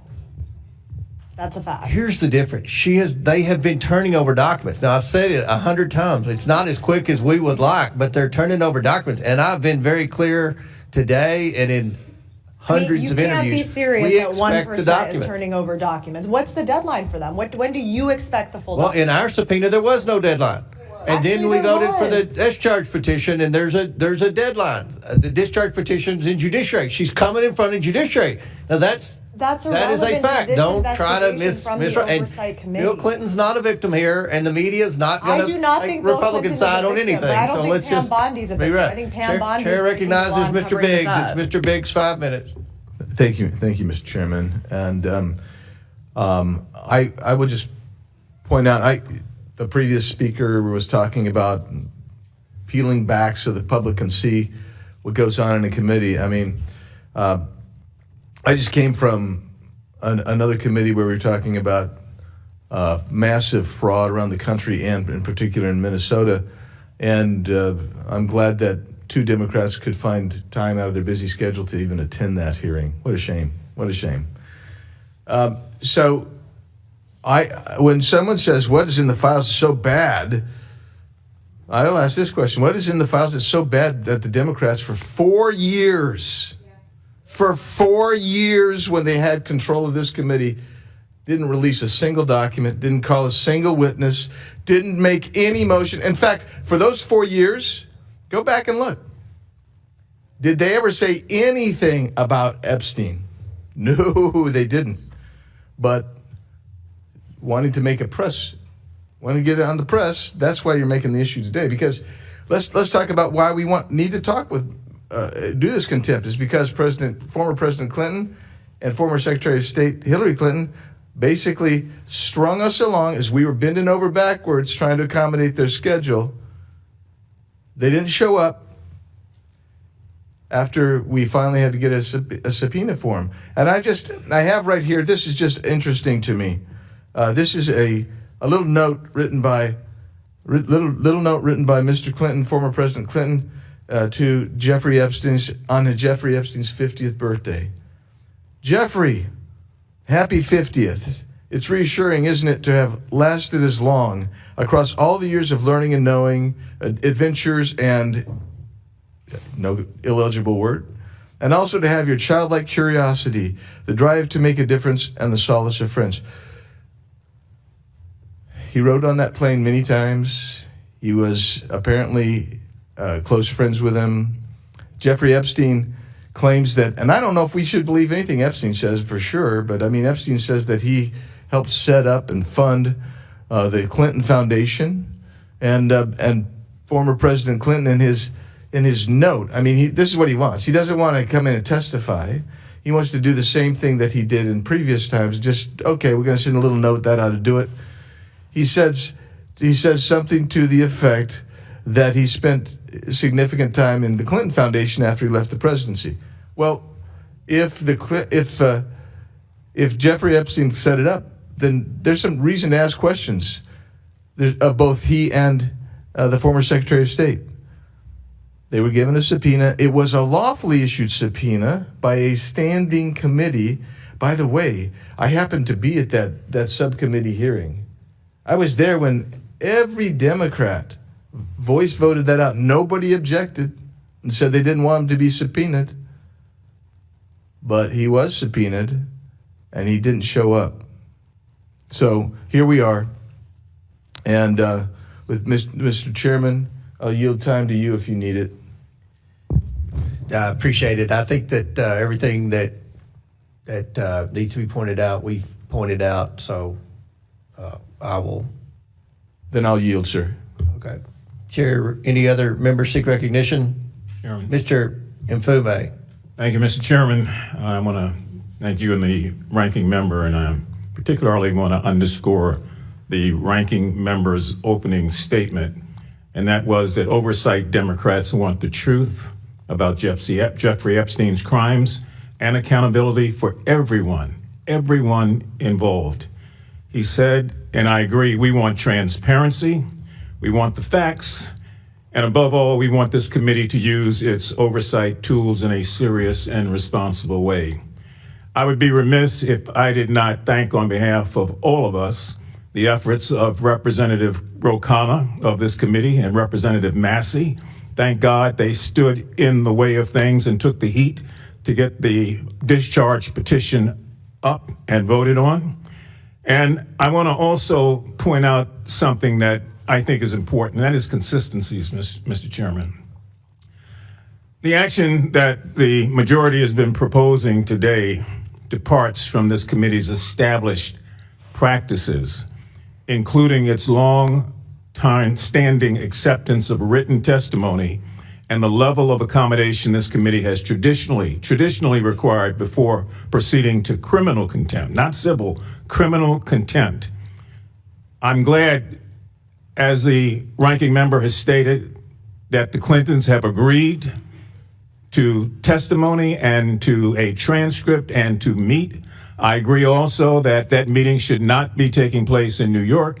It sends the wrong reason for anybody that gets something from this committee. They should come to the committee. It's just that plain and simple. But it departs in many instances with the way this committee has moved on. And I say that because we never know this time next year who might hold that gavel and who on either side may want to go after the current president, his sons, his wife, his family, and anybody connected to him as a department head. I'm just pointing out the fact that it's a slippery slope. Now, does Bill Clinton have to defend himself? Absolutely, yes. It is a bit curious, however, why we are going after Mrs. Clinton. I've not seen anything, as the gentleman from Massachusetts said earlier, that suggests that she ought to be a part of this in any way or has done something wrong or is complicit in this matter. And I would hope that there's some consideration, Mr. Chairman, to withdrawing at the very least that particular resolution. It just makes me think that this is a fishing expedition and that we want to dust her up a bit if we get her before this committee. Now, a couple of quick things. We're being asked to move forward holding a former president of the United States, again, not in civil contempt, in criminal contempt of Congress. And I'm going to tell you why it's an extraordinary step. Not that it's unprecedented, it's extraordinary, but it is unprecedented in the fact that we did not do that with Richard Nixon. We did not do that with Donald Trump.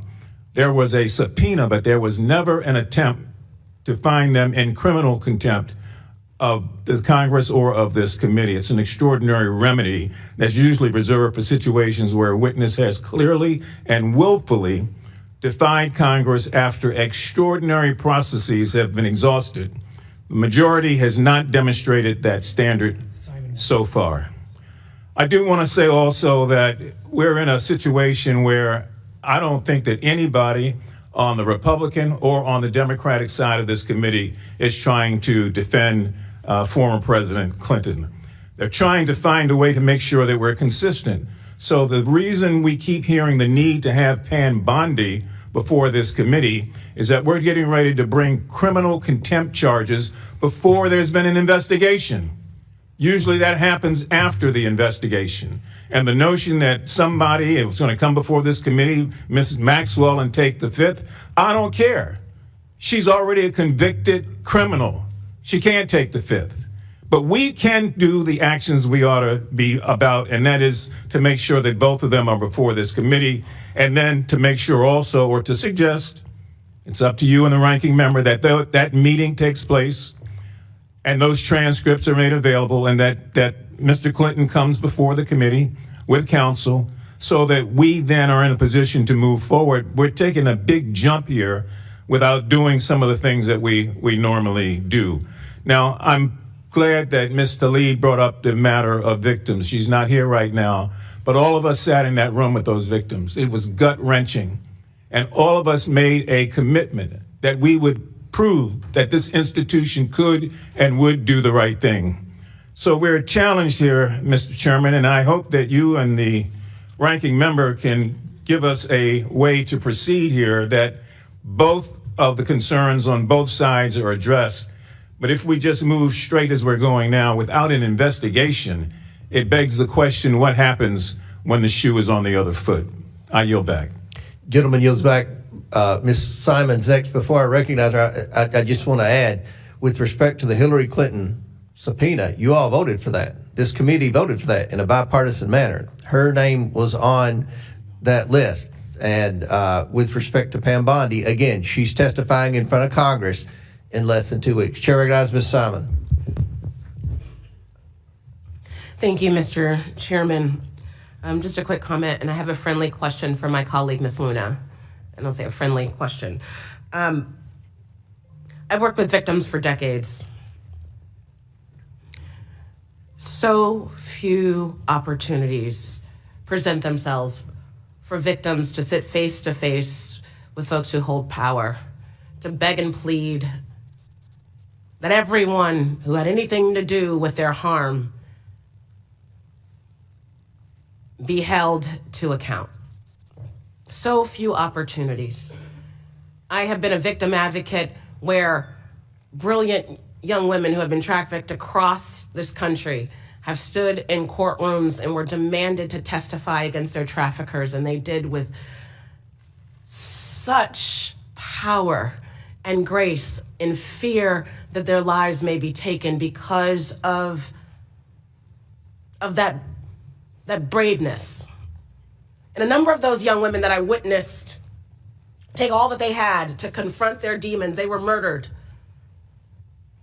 because they took a stand.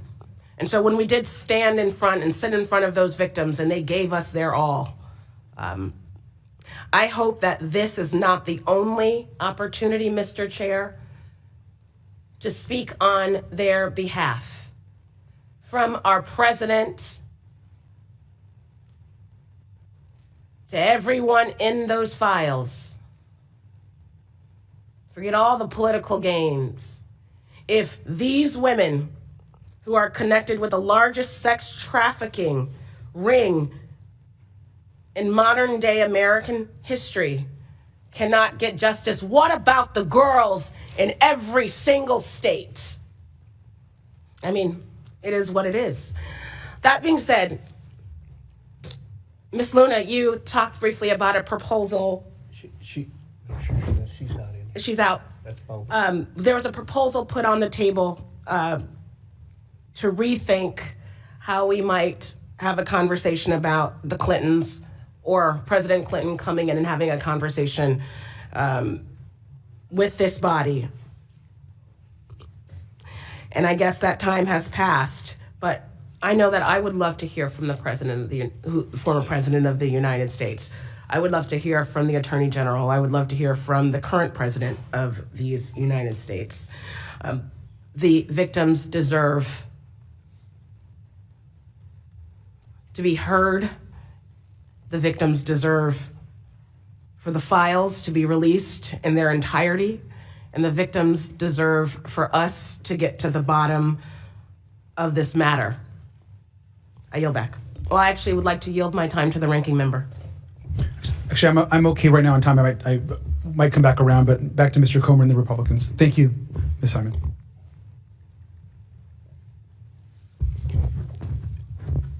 Okay.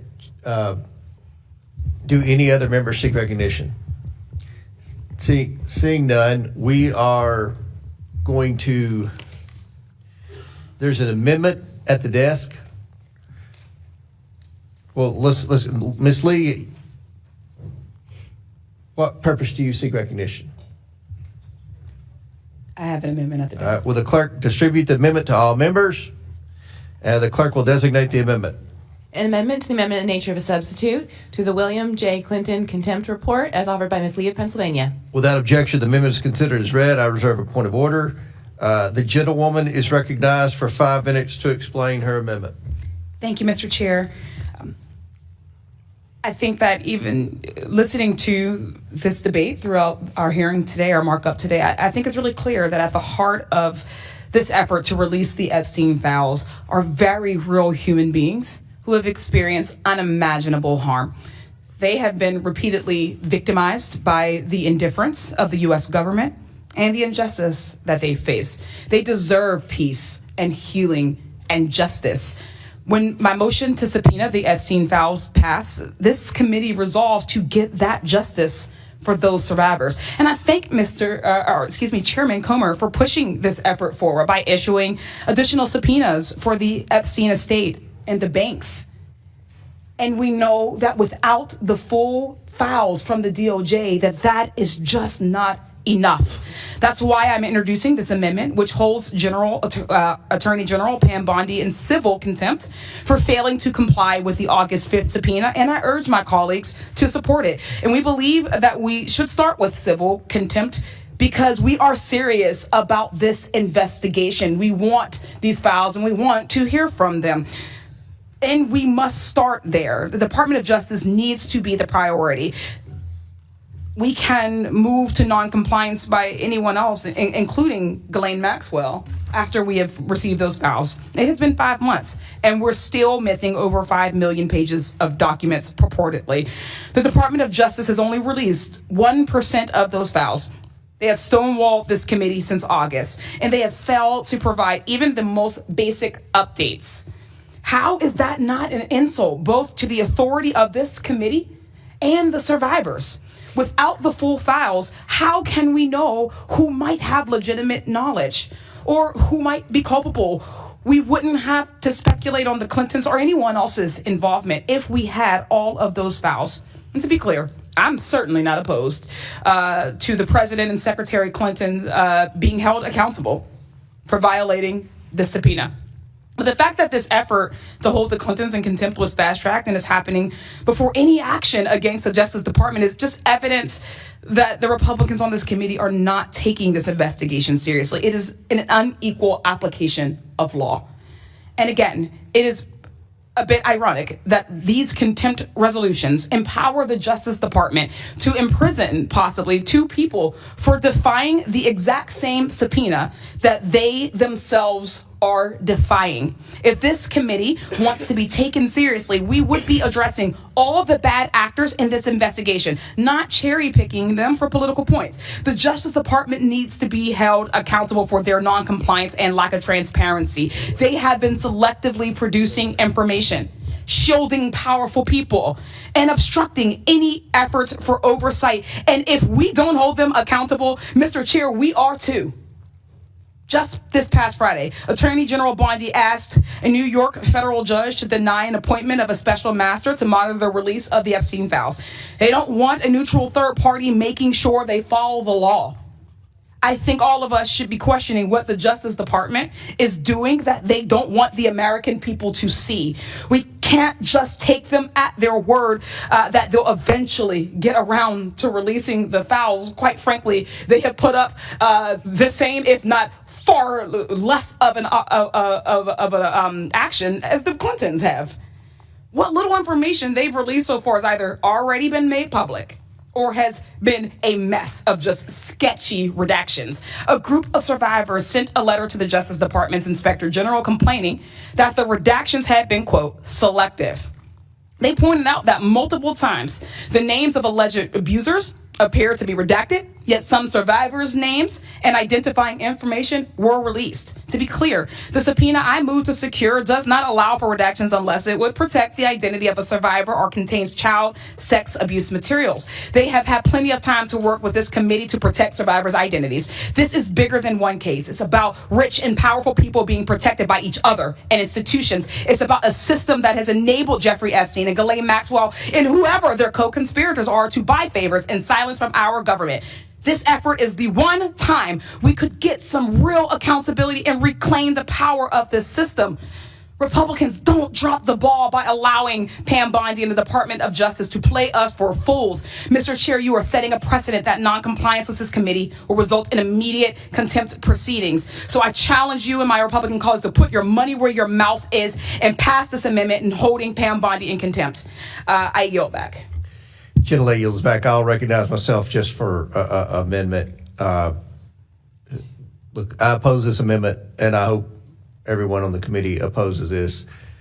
That's because Attorney General Bondi and the Department of Justice, they have released documents. Again, not at the speed or pace that any of us want, but they are complying with our subpoena.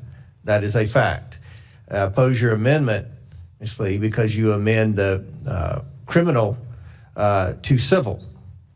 And I think that most of what I'm hearing from my colleagues on the other side of the aisle is everyone wants to hear from the Clintons. They've had an opportunity for 5 months. They will have another opportunity between today's vote and the floor to come in and answer questions. Pam Bondi is coming in front of Congress in less than 2 weeks to answer questions. Your colleague, Ms. Crockett, I don't want to speak for Ms. Crockett, but I'm pretty confident Ms. Crockett's going to grill Pam Bondi, right? You agree with me? I would have won that bet. Well, we'll see. I think that's a good, she may. I hope she does. So I oppose this. Now, Chair recognizes Mr. Garcia. Thank you, Mr. Chairman. I want to just start by saying I strongly support the amendment proposed by Congresswoman Lee. The House majority keeps saying that they believe that no one is above the law. Oversight Democrats certainly believe that. But the Attorney General is violating it with impunity in support of a White House cover-up every single day. We want accountability for her failure to comply with our subpoena for the full Epstein files that's been in place since the summer. She fails to comply with the Epstein Files Transparency Act. She fails to comply with the subpoena put in place by Representative Lee and the committee. This is clearly a White House-directed cover-up. Now, over a month after the deadline, only 1% of these files have been released. No explanation has been given for illegal redactions, again in violation of the law. Epstein survivors have reported that their names have appeared in parts of the document that were not redacted.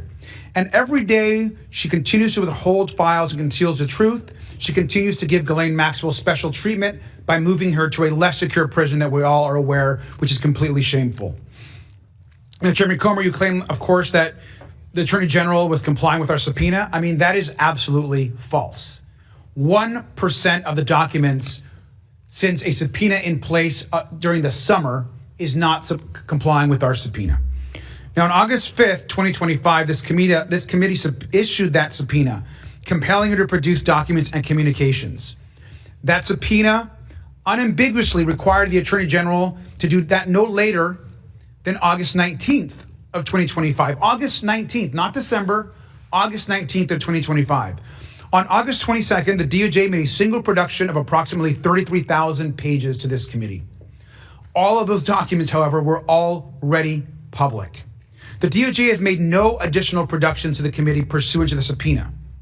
The DOJ has failed to provide specific information in response to repeated requests from Democratic oversight staff as to why the DOJ's timetable continues to move and why it's not fulfilled its production or the law. Now, in response to letters from our committee on November 25th, the DOJ transmitted a single letter in response to the committee's inquiries. They claimed that the DOJ was working to comply with the Epstein Files Transparency Act, which now, of course, we know they actually weren't doing because we actually haven't received very much. The letter made no reference to the committee's subpoena, no reference to DOJ's plan for compliance. The corrupt failure to comply with the Epstein Files Transparency Act is not just a crime, it also shows that the Attorney General has made no attempt. More than half the committee, they were demanding that we subpoena the estate, and we did. We got every document from the estate. There were people who said, oh, there are going to be a lot of questions answered. There'll be names and all. We've subpoenaed every document, every picture, everything from the estate. We never held back. We've been serious. We've all supported the full release of the documents. As I've stated many times publicly, we wish the process was going quicker. That's a lot of documents, a lot of redactions, a lot of eyes have to be put on this. So the Department of Justice is complying. Now, with respect to Maxwell and the Clintons are not treated differently. Maxwell was always, she was willing to appear, but made very clear she would take the Fifth Amendment. The Clintons refused to appear. The Clintons refused to appear. And one of the proposals that Clinton made was, if we would let Hillary Clinton off, then Mr. Garcia and I could travel to Mr. Clinton's house and bring one staffer and take notes, but no transcript. That's not even a thing, and you all know that. The media, I'm sure, would require a transcript. There's no real investigation without a transcript. So, what few counter proposals the Clintons' massive legal team has made aren't acceptable, and I don't think anyone is going to stand up here and willing to publicly argue that they were. So does any other member seek recognition? Mr. Frost. Thank you, Mr. Chairman. The American people deserve full transparency, and anyone who has relevant information about Jeffrey Epstein's crimes must be compelled to come forward and share with this committee. Wealth and power cannot shield people from accountability from this committee. It is the victims of these horrific crimes who deserve protection, not Jeffrey Epstein and the people associated with him.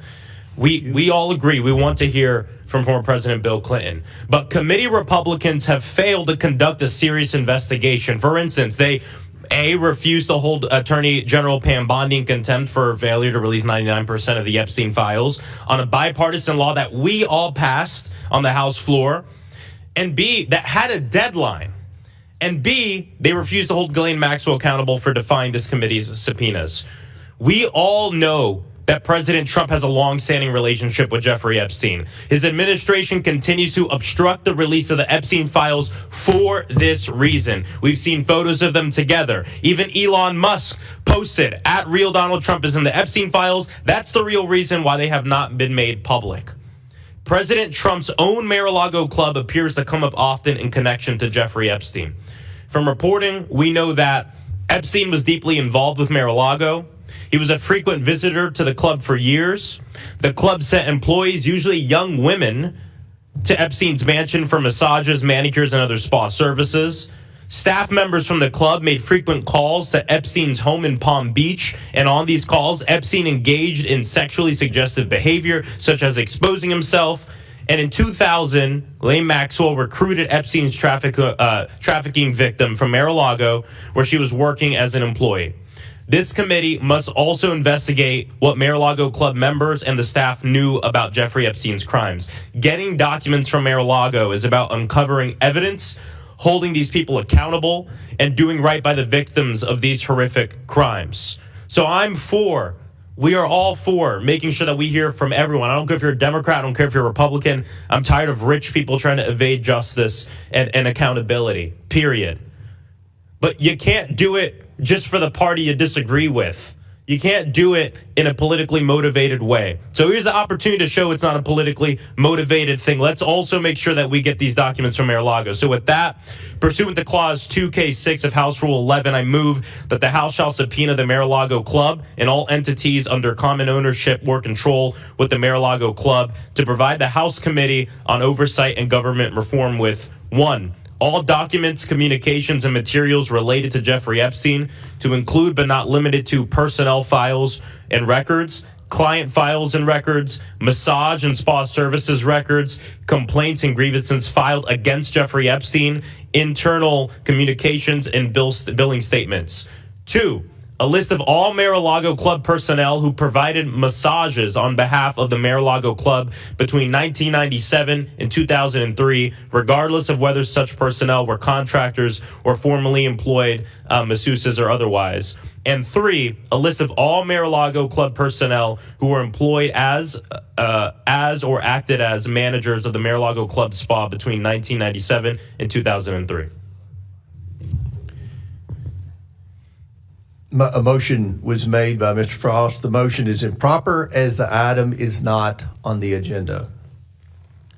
Any other chair recognizes? So Mr. Chair, you want to use procedure to push back accountability? No, we're holding people accountable today. That's why we're here. Well, why won't you move to make sure that we get the relevant documents from Mar-a-Lago? That I just read this, and you're saying it's because it's not on the agenda that we can't move forward with this? You have full discretion of this committee to say, you know what, let's have a vote in a bipartisan way to say we want the documents from Mar-a-Lago. I don't have full discretion. It's in the rules. We vote on a rules package at the beginning of the You're able Congress. to say right now that we can vote on this. We cannot vote on it. It's in our rules. We'll be breaking our rules. We have to apply to the rules too. We're not like the Clintons. No. You are hiding behind process to protect these Mar-a-Lago documents, and I think it's disgraceful. Chair recognizes Mr. Cloud. Thank you, Mr. Chairman. One thing was noted in the Clintons' letters is they said the subpoenas were illegal. I'd be curious to know if the ranking member thinks that they're illegal. And with that, I'd yield the rest of my time to you. Thank you, Mr. Cloud. I want to make sure everyone is aware. On February 11th, Attorney General Bondi will be appearing as the sole witness in front of the Judiciary Committee. Ms. Crockett is a member of the Judiciary Committee. I would assume, I don't want to speak for Ms. Crockett, but I would assume you'll ask her questions about the Epstein investigation and her progress towards releasing the documents. Mr. Massey is a member of the Judiciary Committee. He's already stated publicly he's going to spend his 5 minutes asking the Attorney General about the Epstein documents. So the Attorney General is slated to be in front of Congress, and I'm pretty confident that just about everybody on that committee is going to ask the Attorney General where we are with the document production. So I think that's important to note. February 11th, she's slated to be in front of the Judiciary Committee. And with the discharge petition, when the House voted for that, we issued the subpoenas for the Epstein documents. Then we all voted for the discharge petition. The discharge petition has jurisdiction in the Judiciary Committee. So she's going to be in front of the Judiciary Committee. The next week we're in session. So I think that's important to note. Do any other members seek?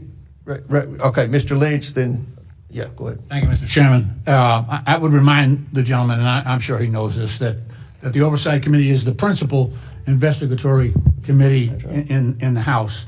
And we have a responsibility. It may be a shared responsibility with Judiciary, but we nevertheless have a responsibility. And we are the ones who issued that subpoena. This committee did.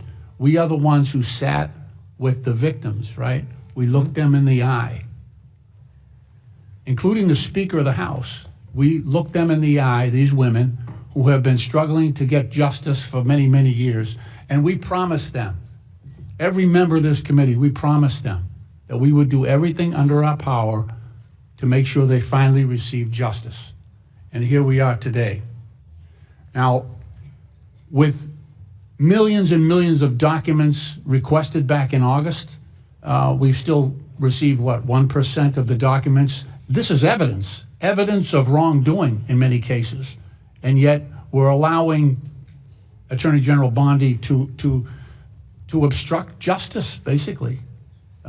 Even the little bit of evidence that she has provided, she also included a statement that basically said, don't believe this evidence, there's a lot of falsity in these. I mean, I have never seen an Attorney General in this country provide evidence and then give an opinion on that evidence to the legislature, to the Congress. That is unheard of. But it shows her willingness to do whatever she can to obstruct justice from being delivered. The second thing I want to say is, if we are truly interested in in getting information relative to this investigation, there should be some underlying basis for that. And I have reviewed all of the evidence that's been made available so far. I find nothing that points to Secretary Clinton in this at all. Yes, she was Secretary of State at one point, but the information that we're trying to get with respect to Secretary of State is available from any Secretary of State that served in that office with respect to trafficking. So there is no direct reason, no direct evidence to point to Secretary Clinton in any of this. And yet, while those millions of documents are being denied us, we're pulling someone forward, I think, for the point of embarrassment, public embarrassment, and because of ill will on the part of the president, to bring her forward for embarrassment, but not for the purpose of gaining helpful information for this investigation. Mr. Chairman, I'll yield the balance of my time to the ranking member, Mr. Garcia. Thank you, Congressman Lynch. Mr. Comer, I just want to be just pretty clear about two things, and one particularly something that you said. Let me just start by saying that you noted in your comments that your concern and your biggest concern was the issue of the transcript. And I want to just go back really quick, because you and I share respect for subpoenas. You and I share that we want the former president to answer questions. Is that correct? Correct.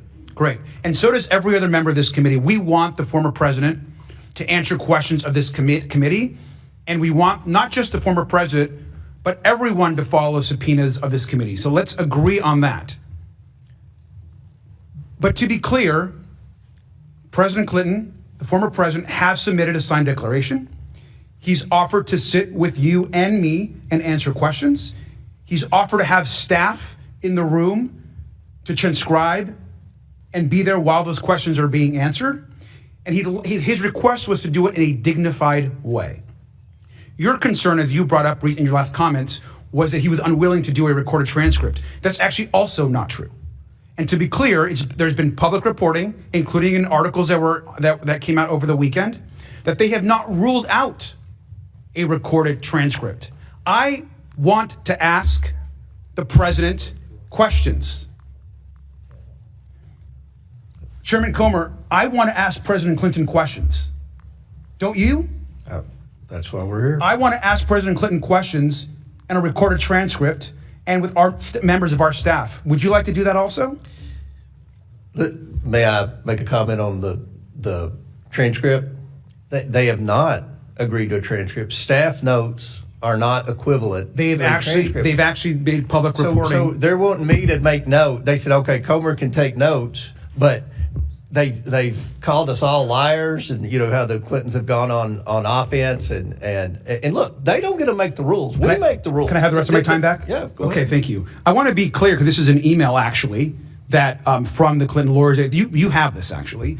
To be clear, at no point were we opposed to the creation of a record of the interview, which is why we offered to allow the note takers previously. They go on. You have this email, sir. So I guess my question to you is, do you want to sit down and ask President Clinton questions? Actually, can I have my time back? Will the ranking member we'll recognize Garcia, then Mr. Donald will be next. So thank you. So my question to you, Mr. Comer, again, is if we want to actually ask questions of President Clinton, of which those of us in the minority want to do, then let's get him in. Let's negotiate a recorded transcription of that interview to further our investigation. I thank you for the yield, Mr. Lynch. Time's expired. Chair recognizes Mr. Donalds. Yeah, Chairman, point of clarification. Both President Clinton and Secretary Clinton were subpoenaed by this committee to come in for a transcribed interview. Is that correct? For a deposition. Excuse me, for a deposition. Chairman, I've been in these closed depositions a number of times in my time being on the Oversight Committee. I fail to see what President Clinton's talking about with respect to a dignified manner. Every time I've been involved in any of these conversations, even when it was former President Biden's son came in for one of those, and I'm not trying to bring up all the Hunter stuff, it's just a point I'm making. I think everybody just take the temperature down, relax. even those the closed door depositions have always been held in a dignified manner. Members have had questions outside of questions from committee staff, but members on both sides of the aisle had an ability to answer those questions. Those interviews are recorded. The transcripts of those interviews are provided to the public. I fail to see what special accommodations President Clinton and Secretary Clinton were looking for. Chairman, can you help me understand this? Or even a ranking member. I'm really trying to understand. I'm not trying to make a point. We do too much of that here. I'm trying to understand, because if we're holding a new meeting to replace what the committee already requested, my question is why? Mr. Garcia is willing to answer the question. Yeah. Thank you, Mr. Donalds. I appreciate the question. Look, I think the committee first, I'm not here to defend the Clintons, to be clear. That's their job is to negotiate with the committee. And in this case, you have the majority. Their job is to negotiate with the majority on coming in for a binding subpoena, to be clear. But I'll also note that this committee has historically made accommodations for a variety of folks. In fact, I think it is a bit hypocritical that when this very subpoena for the Clintons were actually made, I believe there were an additional 5 to 6 other subpoenas that were issued to numerous other members of former administrations, attorney generals, and so forth. Every one of those other subpoenas, I think maybe with the exception of one, were given special accommodations. In fact, they were actually allowed to just send their responses in writing. Is that correct, Mr. Comer? That is. May I respond to that? Yes, in just one second. And so accommodations are made. And so while every other folks in that group were given special accommodations, that's been typically the case. And I'll finally say just this. Like you, I want to have President Clinton answer questions. I think they are trying to negotiate that with the majority, and they have been clear that it being transcribed is not an issue. They've not ruled that out. And so let's negotiate with the Clintons and let's get them to answer our questions.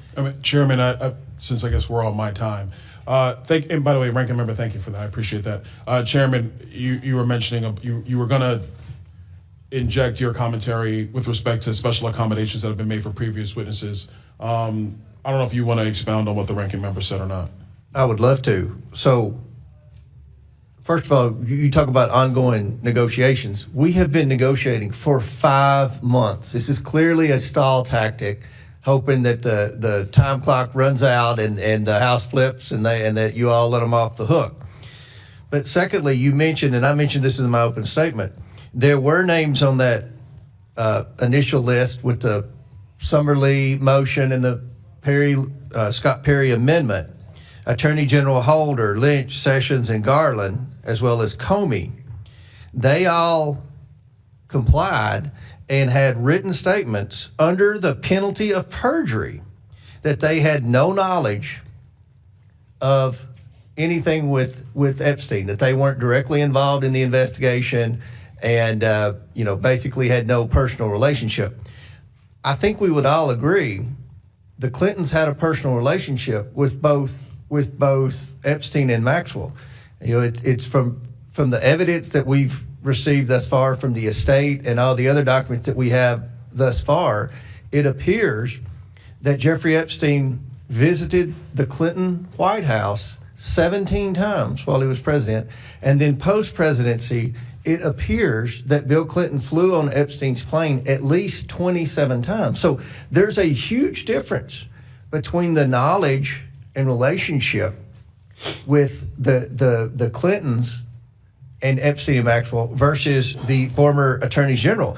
And another note, I don't know if it was Mr. Bell or whoever said that we only are interested in Democrats. We grilled Bill Barr and Alex Acosta, and they are very Republicans. In fact, they were members of the Trump cabinet. Now, I've been on the Oversight Committee 9 years. We've had 4 other committee chairs. We've had since I've been here, we've had Jason Chaffetz, Trey Gowdy, Elijah Cummings, and Carolyn Maloney. I don't ever remember a time, and I could be wrong. If I am, I'm sure you all will correct me, but I don't remember a time when Carolyn Maloney or Elijah Cummings subpoenaed a high-ranking Democrat to come in for a grilling. So to imply that this is partisan, that is just simply not true. We've already had two very high, the former Attorney General of the United States under Trump and the former Labor Secretary and U.S. Attorney. So we've done that. And then one other thing with the Clintons, and I'll yield back. One of the arguments the Clintons made, Mr. Garcia, was that our subpoenas were unlawful. Do you agree that the subpoenas we issued the Clintons are unlawful? I believe that all of our subpoenas that we have issued have been lawful, sir. Okay. Just any other members seek recognition? Ms. Brown, sir. Ms. Brown.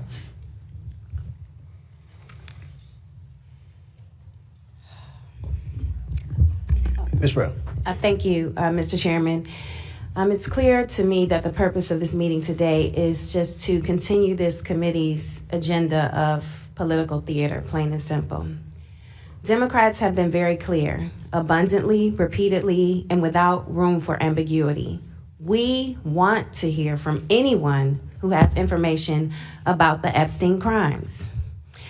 And yet, when former President Clinton and former Secretary Clinton offered to cooperate with this committee to submit sworn statements, to provide what they know, to engage in good faith, the majority said no. And that's what brings us to why we are really here today.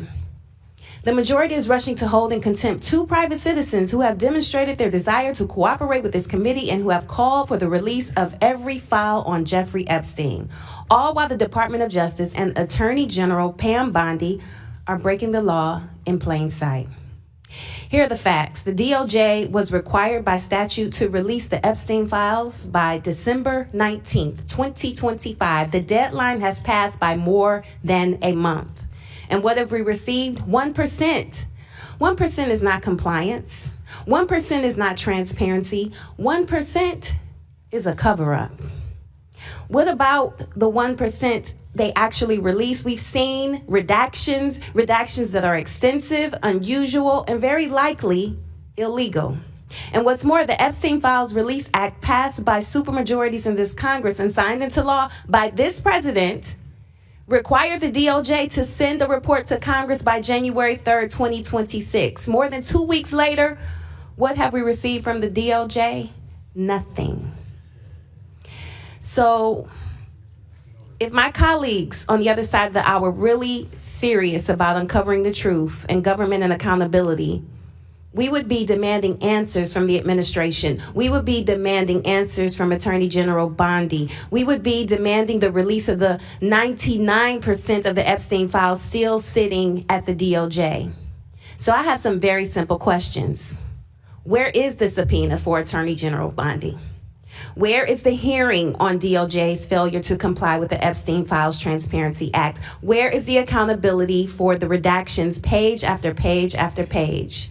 This vote feels less like oversight and more like a distraction. A distraction from the DOJ's lawlessness, a distraction from a broken promise of transparency, a distraction from the embarrassment of a co-equal branch of government choosing complicity over accountability, and a distraction from survivors who deserve this truth. If this committee is serious, then we must hold the Department of Justice accountable. Release the files, all of them, and stop playing politics with justice. Survivors deserve better. And with that, I yield the balance of my time to the ranking member.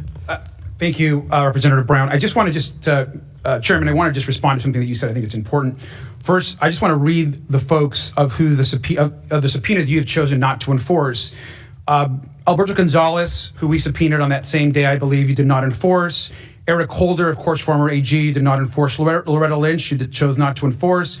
Jeff Sessions, you chose not to enforce. Merrick Garland, who I think it'd be important to have answer questions, you chose not to enforce.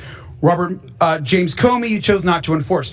In fact, I have Attorney General Gonzalez's letter. It says, "Dear Chairman Comer, this letter is to confirm that consistent with my conversations with the committee general counsel, I have no present memory or decisions or conversations related to the investigation and prosecution of Epstein matter during my tenure as U.S. Attorney General." He, of course, was the Attorney General when the whole Alex Acosta U.S. Attorney matter was in front of a critical time in this investigation.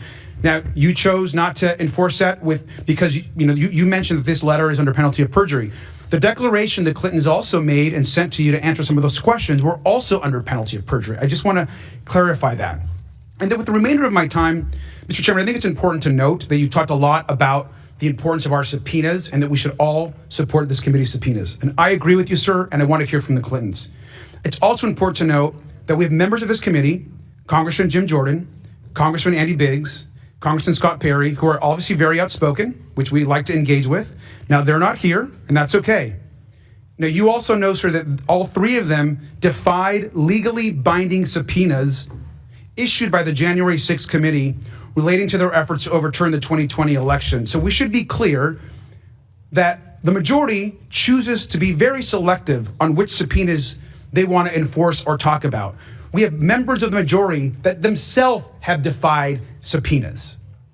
So once again, I ask you, Mr. Chairman, let's ask President Clinton the questions that we have. Let's have him come in and testify in a way that we can negotiate, and let's get all the release of the files done immediately. Thank you. Would you yield? Could I respond to that? Sure, I have no more time, but I'm happy to respond. So you say we didn't enforce the subpoenas. We did enforce. They complied and testified under the penalty of perjury that they had no knowledge. Now, the Clinton declarations were short bullet points, almost like talking points.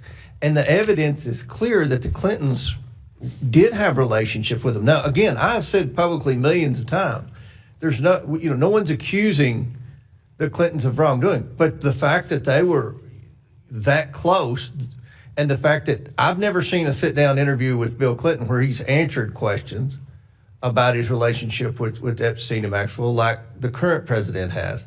So we have complied and enforced all of our subpoenas, 100% of our subpoenas. So I just want to make that very clear. Can I respond to you, sir? Sure. Just to be clear, you're talking about two declarations. The declaration that you chose to use as something that you moved on to not bring him in was 1/6 the size of the Clinton declaration. I'm looking at the Alberto Gonzalez response to you, sir, that you chose to dismiss, and it is one sentence long. You just pointed out the Clinton declaration, which is 6 times as long. And so I just think you are using interesting points to make comparisons. Let's just be clear and get back to the facts. Let's bring President Clinton in to have a conversation with this committee. You are instead choosing to try to prosecute President Clinton and send him to jail, which is part of criminal prosecution, before having him answer questions to this committee. Him and his team have been trying to negotiate. We want to hear from President Clinton. I'm not sure that you do, sir. You don't think I want to hear from President Chairman Clinton? Comer, can I, Chairman? But before I recognize Ms. Luna, who'll be next, I believe, are you willing to accept those bullet points as testimony, or do you want to hear from Clinton? I want to hear from President Clinton.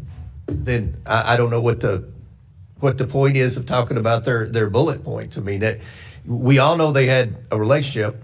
So, well, sir, I'm just responding to the fact that you mentioned that you're dismissing other legal subpoenas with one-sentence answers, and you're the one that pointed out the Clinton's declaration, which is also under penalty of perjury. Do you think that Eric Holder or Lynch or Jeff Sessions or Merrick Garland had more? I mean, do you want to bring them all in? I would love to have former Attorney General Merrick Garland in front of this committee to answer questions as to why more of the files weren't released. I've actually said that publicly. And so, sir, I think what it comes down to is we all want to get to the truth. We all want justice for the survivors. And I think more information is better. And so I think our position is that it is clear to me that President Clinton is negotiating to come in front of this committee. And it may not be exactly what you and the lawyer and your team want to see as far as that negotiation, or you're not satisfied with the progress, but they continue to negotiate. They have not rolled out a transcript. Let's get them in front of this committee. Thank you, sir. Chair recognizes Mr. Gill, then Ms. Luna. Mr. Gill has a bigger. Go ahead. No, who's next? Ms. Luna. Go ahead, Ms. Luna. Then Ms. Thank you, Mays. Chairman. I'd just like to remind the American people that I was the member that made the motion to hold Merrick Garland in contempt of Congress, and every Democrat voted against it.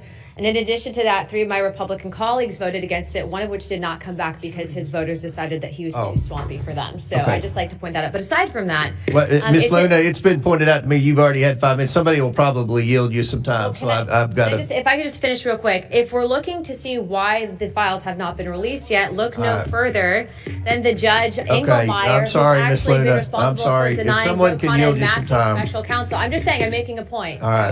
So this is all political So we haven't games recognized the Republican on this. Miss Mace, do you want to be recognized? That would be great, Mr. Chairman. I have a number of documents I would like to enter into the record this morning with unanimous consent. First of all, I want to ask my colleagues on the other side of the aisle to stop playing politics with justice. Not a single one of you voted for your own party to be held in contempt. I'm the only member of this body, of this committee, that has held both Republicans and Democrats alike in contempt for defying a congressional subpoena. So the hypocrisy is real, and I don't want to hear anyone on the other side of the aisle say no one is above the law here on this. We're talking about human trafficking, sex trafficking. We're talking about children, girls as young as 14 being assaulted, being trafficked by wealthy and powerful people. This is not political. This is personal. This should be nonpartisan. We should be working on this together.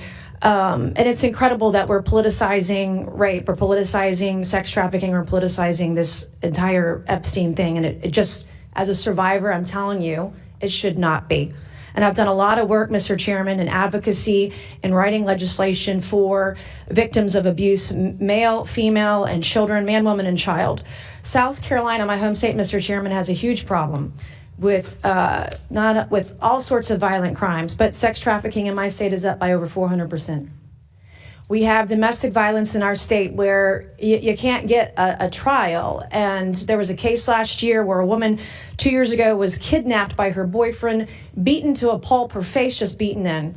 2 years after he kidnapped her and beat her, he murdered her on Mother's Day because our local solicitor refused to prosecute that case. And I have rogue solicitors and prosecutors and attorneys general who aren't doing anything to protect the people of South Carolina, women and children especially.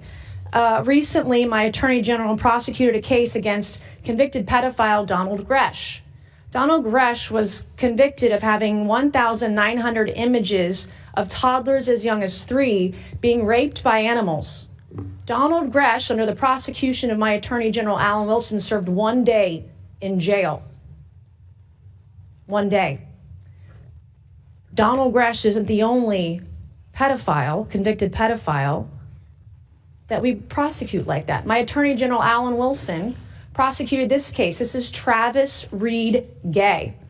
Well, the other thing, too, is that Donald Gresh, he was facing 60 years in jail, got 1 day. Travis Reed Gay was facing 70 years, 7 charges and 70 years in jail in South Carolina. My Attorney General prosecuted this case. He pled guilty in November, didn't serve any time. He got probation. He violated his probation 11 days later, and if he violated his probation, he was to serve time in jail.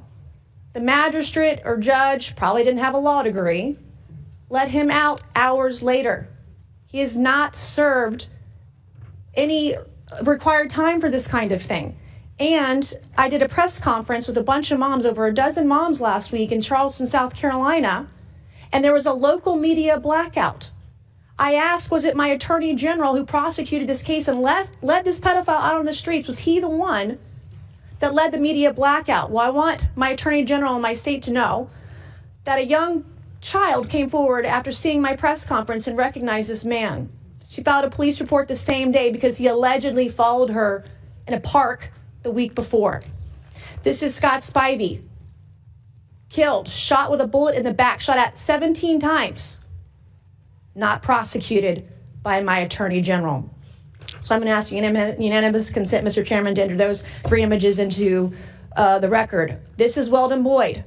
This is Scott Spivey's killer who shot him in the back and has never really been investigated or prosecuted for that killing in South Carolina. I would like to enter that into the record, Mr. Chairman. Without objection, to ordered. This is Logan Federico.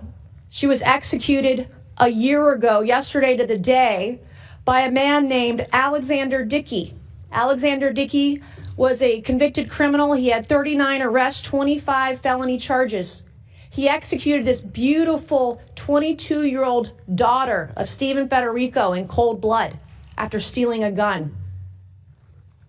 If her killer, Alexander Dickey, hadn't been let out by a rogue magistrate or judge or a prosecutor or solicitor that didn't care, she would be alive today. Mr. Chairman, I would like to enter her image and her killer's image into the record. Without objections ordered. I have another image. This is Eric Bowman. Eric Bowman beat his wife and has been alleged and is being investigated for other abuses against women and potentially underage girls. He was just let out free, Mr. Chairman, out of jail in South Carolina. He is a predator.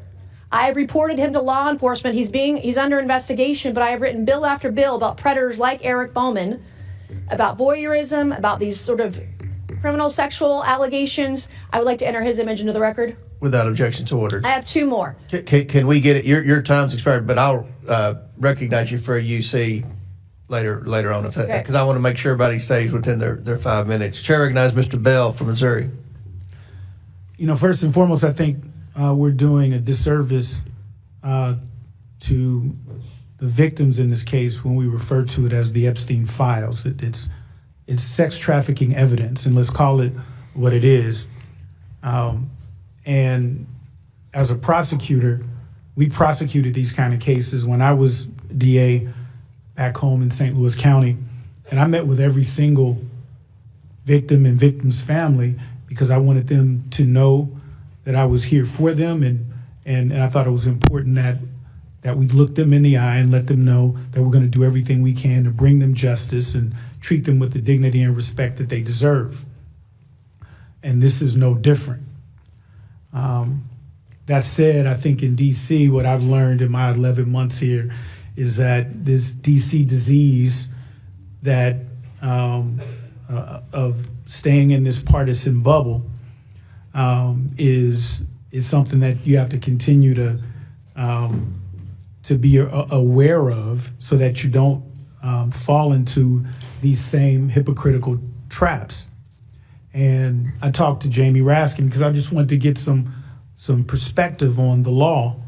And when we talk about the legal analysis, first and foremost, you can't read a statute. You learn this in constitutional law first day. You can't read a statute and understand the law. You have to understand how it's interpreted by the courts. And the courts have been clear that if there is negotiations, that does not meet the threshold for criminal contempt. And the examples are clear on that. When Steve Bannon was held in contempt, he did not negotiate, he did not reply, he did nothing. Meadows, when he started to reply, then Trump told him not to, and then he ceased with his communications with this body.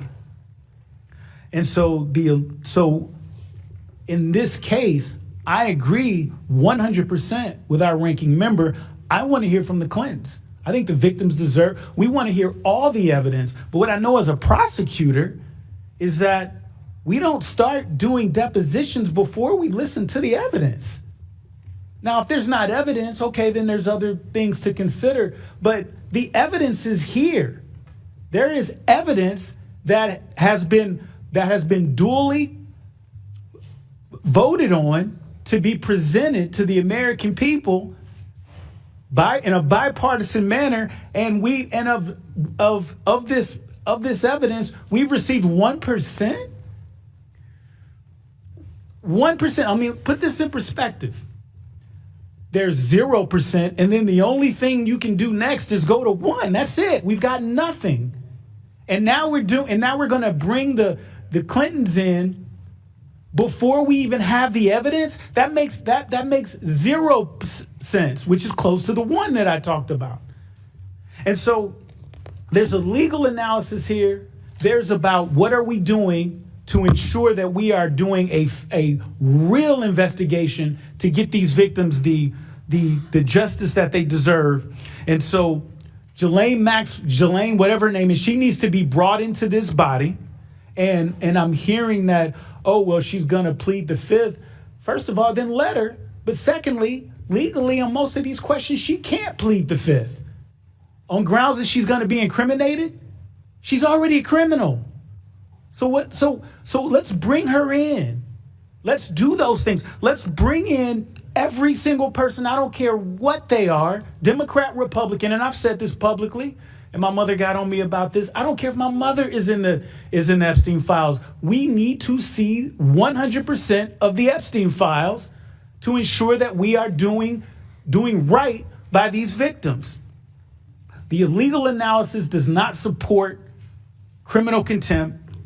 A real investigation, a fair, bipartisan investigation would lead us to the conclusion that we want to hear from the Clintons, that we want to hear from everyone. But right now, we don't even know who else is in the Epstein evidence because Pam Bondi has not turned over that evidence. And that's the massive violation that we're seeing, that my colleagues on the other side of the aisle don't seem to have any urgency about. The massive violation of the law, and Pam Bondi needs to be here to answer those questions. But that is like, oh well, we'll put it off. We'll get there. We're working with them. I'll yield the remaining. Sorry, ranking member. Hey, before I recognize Mr. Gill, I want to point out February 11th, Pam Bondi will be in front of the House Judiciary Committee. February 9th. I'm sorry, February 9th. February 9th. February 9th is Miss Maxwell. Miss Maxwell. And February 9th, we're deposing Miss Maxwell. February 11th, Pam Bondi will be in front of this committee. So there's a lot of wheels moving right now. Chair recognizes Mr. Gill from Texas.